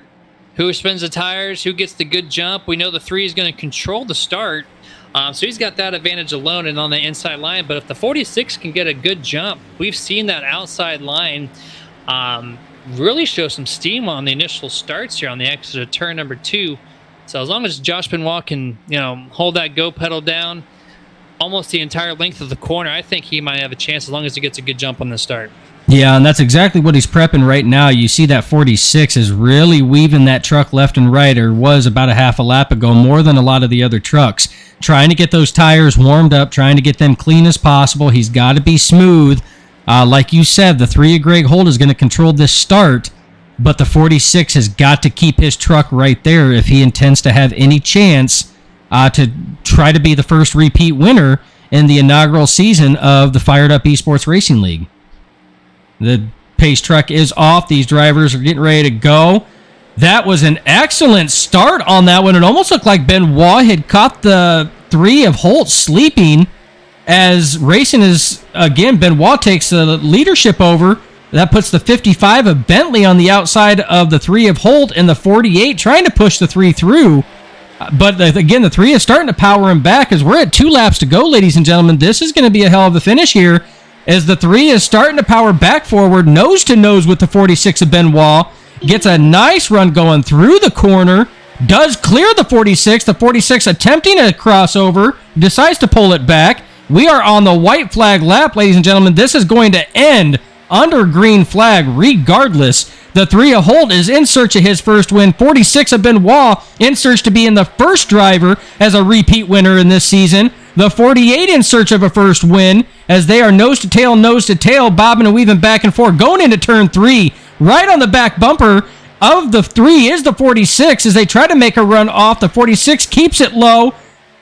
Does look like it is going to be the 3 of Greg Holt taking the checkered flag and the first season win for him in the Fired Up Esports League and the 4th first-time winner this season, Jeremy. So it has taken him 4 weeks to get it, and he was able to hold it off, but it was not due to lack of effort from the drivers behind him. The 46 of Benoit definitely trying to make that pass. You see a little victory donut there from the 48, who had a heck of a race finish as well, finishing 3rd.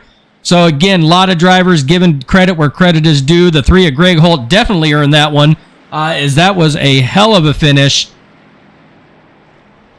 Yeah, that was a long time coming, and great calling, by the way. I don't think I could have called that any better myself, for sure.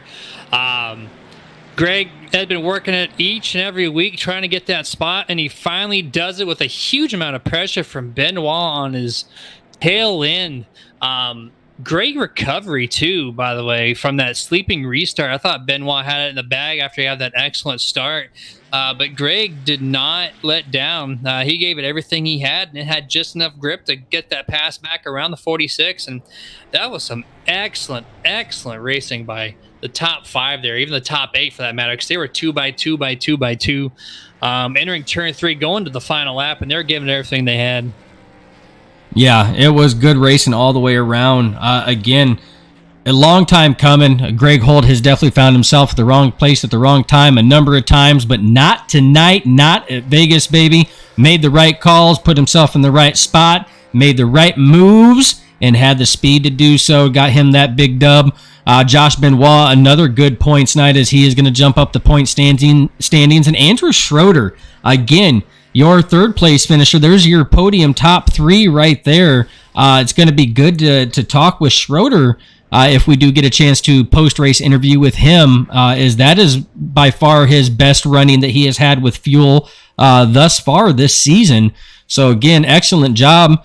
Tyler Bentley gave a good last-ditch effort to finish out in 4th, and Clayton White rebounding after that late race incident to claim a top 5. Anthony Crownover led a lot of laps as a powerhouse after that late race contact.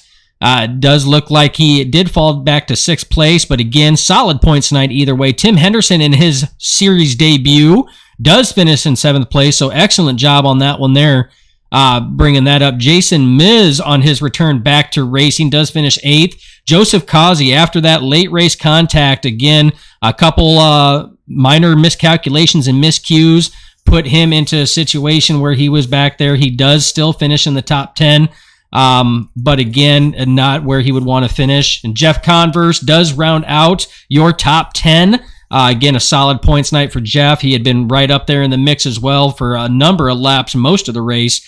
Does find himself still finishing in the top 10. So again, another solid top 10 points night for Mr. Jeff Converse in that 92 Chevy. It's kind of cool to see the 24 Jason Miz doing burnouts, present with his teammate there, Greg Holt and Jeff Converse, just killing the front stretch there with all their burnouts. So seeing some excitement for Mr. Greg Holt taking that top spot. As far as our interviews go, I think we see Schroeder available. I'm going to try to bring him in here. See if we can get a hold of him. Mr. Schroeder, you got us in the booth here. You got a copy? Yes, I'm here. Awesome, man. Yeah, you ran a pretty solid race for the most part. You kind of laid back. You weren't really showing the top 5 until the later half of the race. Was that something that when the sun went down, your truck got fast, or was that just your strategy from the get-go? No, I got caught up in an early wreck. It went down a lap and had to play the position game. I just got lucky getting back up there. Had a really good setup. Well, that's awesome that you're able to recoup and get the top 3 for sure. I thought at one point there, I think with 2 laps to go, when you ducked down to the apron there, that you might have actually got down below Josh Benoit, but they kind of closed the door quickly. At that point, did you think you had anything else for the last 2 laps, or do you thought maybe third place is where you're going to end up? I thought third place is where. I thought third place is where it was going to end up. Greg is pretty fast. He's my builder, so yeah, I knew I wasn't going to get him. Hey, you know what? There's nothing wrong with that. He definitely had a rocket ship all race long. And that win was definitely well deserved on that one there. But I tell you what, it was damn good to see that 48 truck up there, and it caught me completely off guard and by surprise there when all of a sudden I looked over and I seen Jets, which is hard for me to do as a Chicago Bears fan. Yes, I know I'm a Bears fan. That's all right. We all can't choose good ones, but it happens. But yeah, it's tough to be a Jet fan. Yeah, it's tough to be a Bears fan, so I know your pain. But it was really good to see that truck up there like that. Can we expect some more solid finishes from Mr. Schroeder there in that 48 team the rest of the season? I can't promise nothing, but I'm going to try. Hey, that's all we can ask. What is your outlook so far this season on fuel, and where are your plans? What are your goals as far as racing the regular season and working towards the race-offs at the end of the season? Just focusing on them top tens right now. It's been last week, this week, Daytona. I believe I got wrecked at Daytona. But just trying to keep those top tens going and just go on from here. Yeah, and those top tens have been hard. Like you said, Daytona, that's a big luck race track there. Darlington, I mean, that's a driver's track. It has its own challenges. We were all aware of that one. And Bristol, just being Bristol, baby. So it was definitely 3 challenging tracks right up front. So it must have been nice to come to more of a speedway cookie cutter like Las Vegas to try to get a little bit of a break like that.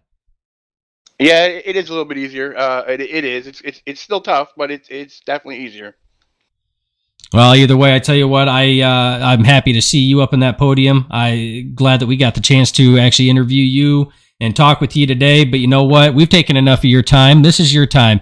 Is there anybody you'd like to say thanks to? Any sponsors or anybody you'd like to shout out to? Just my teammates at PSS, Greg, Causey, Bryson, Jeff Converse, Miz, just all the guys over there. I tell you what, again, congratulations on your podium 3rd place finish. It was well-deserved, well-earned. You made the right calls. You were in the right place at the right time.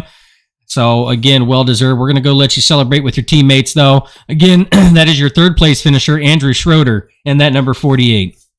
Thanks, guys. Congrats, Greg. Yeah, that was Schroeder there with your 3rd place for sure. And then now we're going to go ahead and try to find Mr. Benoit, your 2nd place finisher, who won last week and almost did the back-to-back for the first time this season. Benoit, do you have a copy? Copy. How's it going, guys? It's going great up here. Your truck in particular put on a hell of a show since the green flag. Surprised me a few moments in there. I know we talked to you in the middle of the race. Apparently you found what you were looking for, and that truck was bad fast. Walk me through that last restart. I'm kind of curious because, of course, we can't see exactly when that flag drops. We just kind of get the notification. Did you catch Greg sleeping, or what was going on that last restart there? So the last restart, I kind of got a little over anxious. And as you guys know, all our restarts are on the green flag. So I kind of jumped it a little bit, and then I had to let off.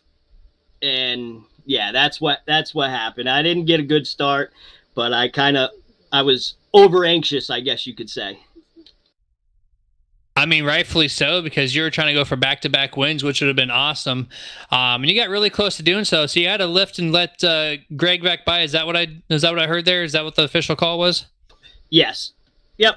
Yeah, because it wasn't. It just wouldn't have been right for me to jump the restart when we all know when the restarts are, and it just wouldn't have been right. No, and overall, that was a good call. And I mean, that just goes to show the level of competition and sportsmanship that the Fired Up Esports League does have amongst its admins and amongst its drivers. I tell you what, you can definitely tell a difference in your voice when we first talked to you as our in-race commentator. For sure. Earlier, you could definitely tell that you were intense and you were in the moment there. So you can definitely tell a little bit more of a relaxed and relieved. But I'm going to be honest right now. I mean, how do you come up with some of your pit strategies? Because, man, you got me looking like a fool up here sometimes trying to guess what you're going to do next. That's the great thing about racing is especially Vegas. You never know what's going to happen, and I didn't really have a pit strategy going in. I knew we couldn't make it on one stop, so it had to play out, especially with the 3 tires in the pits. So that came in. There was that caution that came out, I think, with like 37 to go, where we all stayed out because we didn't want to use our last set of tires yet. And we were just praying that there wasn't a caution within a couple laps. Yeah, and we were kind of figuring, we being Jeremy and myself up here in the booth, that's what we were kind of figuring was going on, because I believe that was about at lap 36 to go, 38 to go, right around there. that's what you were doing, was trying to stretch that out. You guys were obviously banking on another caution, so that you could utilize your last set of tires on that. If that wouldn't have happened, if it would have went green flag from that point on, which is entirely possible it could have, where do you feel that you actually would have finished? We all would have been a lap down because we couldn't make it to the end on fuel. We probably were, right before that caution came out, we were probably within 5 to 7 laps on making a green flag pit stop, and that would have put us a lap down. And that's exactly what I was hoping you were going to say, because, ladies and gentlemen, that is why they call it racing, and that is why it is at Las Vegas, because you got to gamble sometimes to make those calls. Sometimes the dice fall in your favor, sometimes they don't. And tonight, Mr. Benoit, I would say they definitely fell in your favor. So it was a good call by you and your team. I'm glad to see even Clayton White was able to rebound to a top 5, so it's awesome to see him up there as well. So again, Tyler, don't forget Tyler Brentley. I was about ready to. Malagani, Shane Posey, all those guys. They had such a good race. Holmesy, I mean, it's unfortunate it's racing. We're going to get in incidents. Things are going to happen out there, especially around a fast mile and a half like this. It's slick. It's fun racing, but it's close, fast racing. So anything can happen. Anything can happen, but I tell you what, you guys did a hell of a job. And I don't even have to name any of the rest of your guys' teammates because you beat me to it. But you know what? That's fine, because it's your time. This is your time to shine, your time to give thanks and give shout-outs. So what you got for me? Love you guys. Love what you guys do. Always good broadcast. The Nerditude squad over there. Check them out. Always a pleasure with these guys. They're fun. They're interesting. They know what to do. The Martin Sports, we just got the winner of this race, Mr. Holt, won himself a brand new pair of gloves. Our primary sponsor, Sticker Cabana, check them out. They do awesome stuff. Just go look at them. Hideaway Motorsports, always gotta thank them for giving me the type of equipment and my team this opportunity to race and race hard. And last but not least, we got a brand new sponsor, Nature Med. Check them out if you're ever in the Arizona area. I tell you what, again, it's always fun to interview you. You always bring a new level of excitement to it. We love what you guys do at Fuel. We love being here calling the shots. Thanks. So again, we want to tell you congratulations on your second place finish. Almost first back-to-back repeat winner of the season, but there's still a lot of racing season left to go. But congratulations nonetheless. That is Mr. Josh Benoit, your second place runner-up for the Martin Sports Let It Ride 125. Thank you, guys. All right. I do believe we have your race winner of tonight's event, Mr. Greg Holt. Do you have a copy?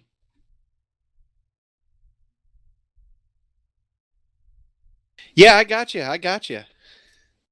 Awesome, man. Yeah, I've been rooting for you for the past few weeks. You've been putting on a hell of a performance each and every week, and congratulations, you finally pulled it off. But it was a lot of hard work there at the end. Take us to the last few restarts. What was the pressure like, and what was your plan going to try to get that W? I was we had that one really quick restart. I mean, I was just gonna try to make get to the front as quick as I could, and then try to hold them off after that. There was that was it. Like, it was just to find the open lane and go. I'm glad we had that second restart and I was on the bottom. It gave me the chance to get to the front like I needed. And what was your strategy going into the race? You definitely had a really fast truck overall, and not so many of a close incidences as some of the other drivers had out there. You and Kazi were just hashing it out for 30, 40 laps, but it didn't seem like it phased your truck at all as far as that tire wear goes. And you and Kazi kind of hung out there for a while. Was that a lot of trucks that pitted early? Was that just because of tire wear, do you think, or was it your strategy to maybe do one less pit stop than some other people? Like, what was that strategy looking like? Well, so Kazi's my teammate, and we're basically, we're on the same setup. Minus maybe tape or something, steering lock, but we were staying out as long as we could to get a tire advantage. And then it was working to our advantage, but the minute we got to the guys that had short pitted, the caution came out, within 2 or 3 laps. So was what it was. Me and Causey were just, trying to ride around, not race each other, and draft and try to gap as much as we could. Save the tires. I mean, the truck was good. I don't know if we could have drove around him or not. Like I said, just trying to save the tires and keep it going. Yeah, and that's why it's Vegas. Everybody was gambling this week's race, and the cautions just didn't fall according to plan. But either way, early they didn't fall according to plan, but seemed like they helped you later on in the race, especially in that last restart there, where the 46 of Benoit, trying to anticipate that jump, knowing that you had a rocket underneath you, knew that he had to be spot on and as fast as possible. And had to relinquish that position back again. When that happened, did you feel that you were going to be able to hold him off for the remainder of the race, or did you feel that he was going to it was going to get real hairy and real wild there coming to that checkered flag? I was expecting it to get real hairy and real wild. The cars for the first 5, 6, 7, actually maybe the first 10 laps are just so equal that there's really no advantage. The second and third place cars get a ton of suck up on you. So they actually kind of have an advantage if they're trying to get a run, if they got somebody behind them helping them a little bit. So yeah, I was just going to try to make that bumper, an extra 9 feet wide and see how it went. Yeah, it didn't come to that, but I tell you what, we did notice that about the racing. Jeremy and I made mention about that, especially after restarts, that it almost looked like Daytona draft pack racing with the way that it was, because the vehicles were so equal like that. But either way, I'm glad that you were able to get it. This has been a long time coming. So this last question is going to be a simple one, straight to the point, Mr. Holt. What took you so long? Gotta have the racing gods with you. Apparently, they haven't been until now. We've been there, just couldn't seal the deal. I'm glad we got it done today. And we were side by side with people I bet you I was side by side with the one car for 20 laps out of a 40-lap run. Yeah, the racing was fantastic up here. And there for the longest time, we had the top 5 in the same frame in the camera. And you guys were you guys were going back and forth. And you guys weren't pressuring each other, but you guys were racing competitively, and you guys were still fast. It was a thing of beauty to watch. You guys did a hell of a job. I want to congratulate you personally on behalf of myself and Jeremy and the whole Nerditudes and Nerd TV family. We know that you've been having a hard time here recently. Luck, as you said, the race gods have not been on your side, but apparently the race fates decided to take it easy and give you the good show tonight. So it was well deserved, and what better place than Las Vegas. So again, congratulations. But this is your time. I know you got some team members out there. I know there's some people you'd like to thank, some sponsors you'd like to give a shout out to. This is your moment. Yeah, I'd like to thank all the guys at Performance Sim Sport, and all the guys that run in here. They do a great job. We've run in a couple of leagues. We have some success. We're normally pretty competitive.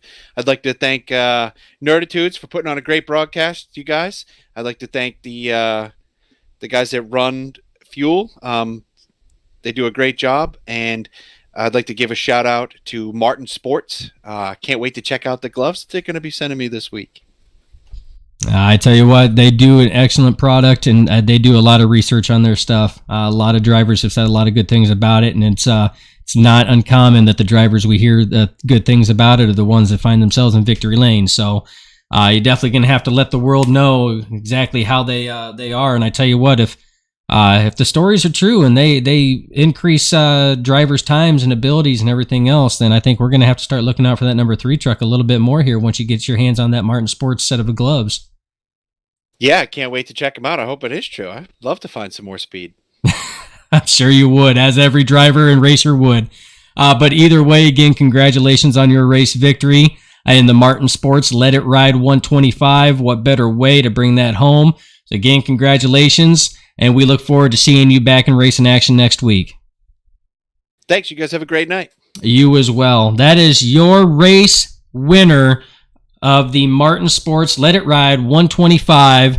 That is Mr. Greg Holt. Again, it has been 4 weeks in the making. The man has been pushing and trying, not through lack of effort by any means, Jeremy. He has been trying, just been in the wrong place at the wrong time. But he was in all the right places tonight, and definitely the place that he wanted to be in, and that's at victory lane. Yeah, that truck was basically spotless, other than the all the marbles and stuff that tack on, normal race wear and whatnot. But yeah, as 4 races in, I've been calling him as far as my pick for the win, probably all 3 races prior to this evening. So I knew he was going to get it done eventually. That truck was just too strong anywhere you go, and he was going to get it one way or another. But Josh Benoit put on a hell of a show the last 2 laps to kind of, force any type of mental error, period, from Greg. And Greg was just pretty stout, pretty solid, could not shake him one bit. So, I'm glad to see he finally made victory lane. And a lot of people, too, after the checker flags come out, you see a lot of door slap, a lot of tail slaps just to say congratulations to him. And you can see a lot of respect from out there on the field of his victory. Yeah, and that just shows the camaraderie that and the sportsmanship that this league does have.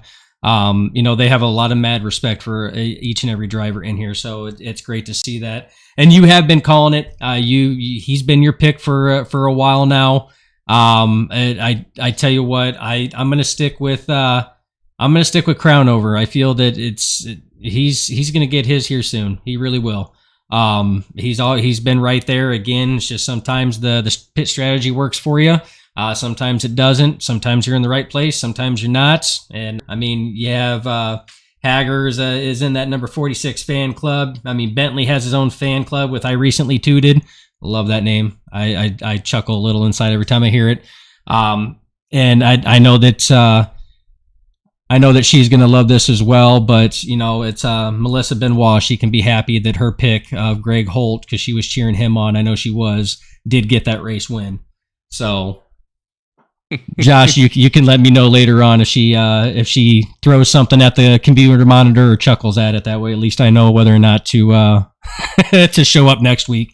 But either way, it's been a good race. It's good to see everything going on. But Jeremy, unfortunately, it is that time. We do got to part ways until next week, get everything set up so we can bring you guys some excellent racing action. I do want to thank everybody on the stream that participated in the chat and everything else. We do thank you very much on that. We love when you participate. We love bringing you in. And as you can tell, we love joking around. Sorry, Melissa. It was just a joke. I know you're a Benoit fan. It's okay. Sure. Yeah. So again, but thank you, Jeff Converse, for the comments and compliments on the broadcast. We do it all for you guys and all the viewers and fans out there. And again, thank you, Crown Over, for the compliments on that. We do appreciate those compliments and anything that you guys give us, good or bad feedback. It's our goal to try to make it better for you guys. So again, thank you guys for everything you do. Again, we want to thank our sponsors that have brought us here. I know the drivers had done that, but I mean, we wouldn't be anywhere without Martin Sports. Again, great products, a lot of money spent into technology and everything else to bring you guys a good product. So check them out, martinsportsapparel.com, Sticker Cabana. Check out some of their sticker products. They make some excellent die cut stickers, high quality stickers, both indoor and outdoor. So check them out. That is a title sponsor of the Truck Series. And Butt Kicker. Again, if you want to try to finish off your sound system for your gaming rig or your racing rig, Butt Kicker is where it's at. Very reasonably priced. Low decibel, high reverberation units with their own amplifier attached to them for maximum control. It's the way to go. So check out thebuttkicker.com /? AFF equals 33 for Fired Up Esports League's affiliate link, and be sure you use promo code Fired Up for 20% off. With that being said, we always like to show you guys what we do have coming up. So as always, that's Over the Limit has not changed. Our Dirt Series is coming up in just a matter of weeks, Jeremy, and I cannot wait. Let's go racing, baby. I love dirt. That's where I was born and raised at. I love dirt. I love calling dirt. So I'm ready to get back to racing. But you know what? I love the racing that's been going on over here at Fired Up Esports League as well. They've been putting on one hell of a show, and it gets better and better each and every week. And we're going to be back in action with them at Rockingham 1 week from today on September 30th. So again, track that's got a lot of history, a lot of roots. Well, not so many roots anymore, but you know what I mean. Shame. I knew I was going to get a response out of Jeremy on that one. But either way, it's going to be some good racing action. I can't wait to see that next week either. But on that, it's time for us to bid farewell. So for all of us over here at Nerditudes and Nerd TV, all the drivers that participated for just a badass show tonight and a great finish. Again, to all you fans and viewers out there, be sure you hit the likes, be sure you hit the follows, the subs, anything you can to help all of us out. Only makes things better and only makes a better product we can bring to you guys each and every week. So again, thank you guys for everything you do. It's very much appreciated. But on behalf of myself and the legend, the myth, the man, Mr. J. Stan, Jeremy Stanley, we'd like to say and bid you good night. Stay safe out there. We'll catch you at the next track. Good night, everybody.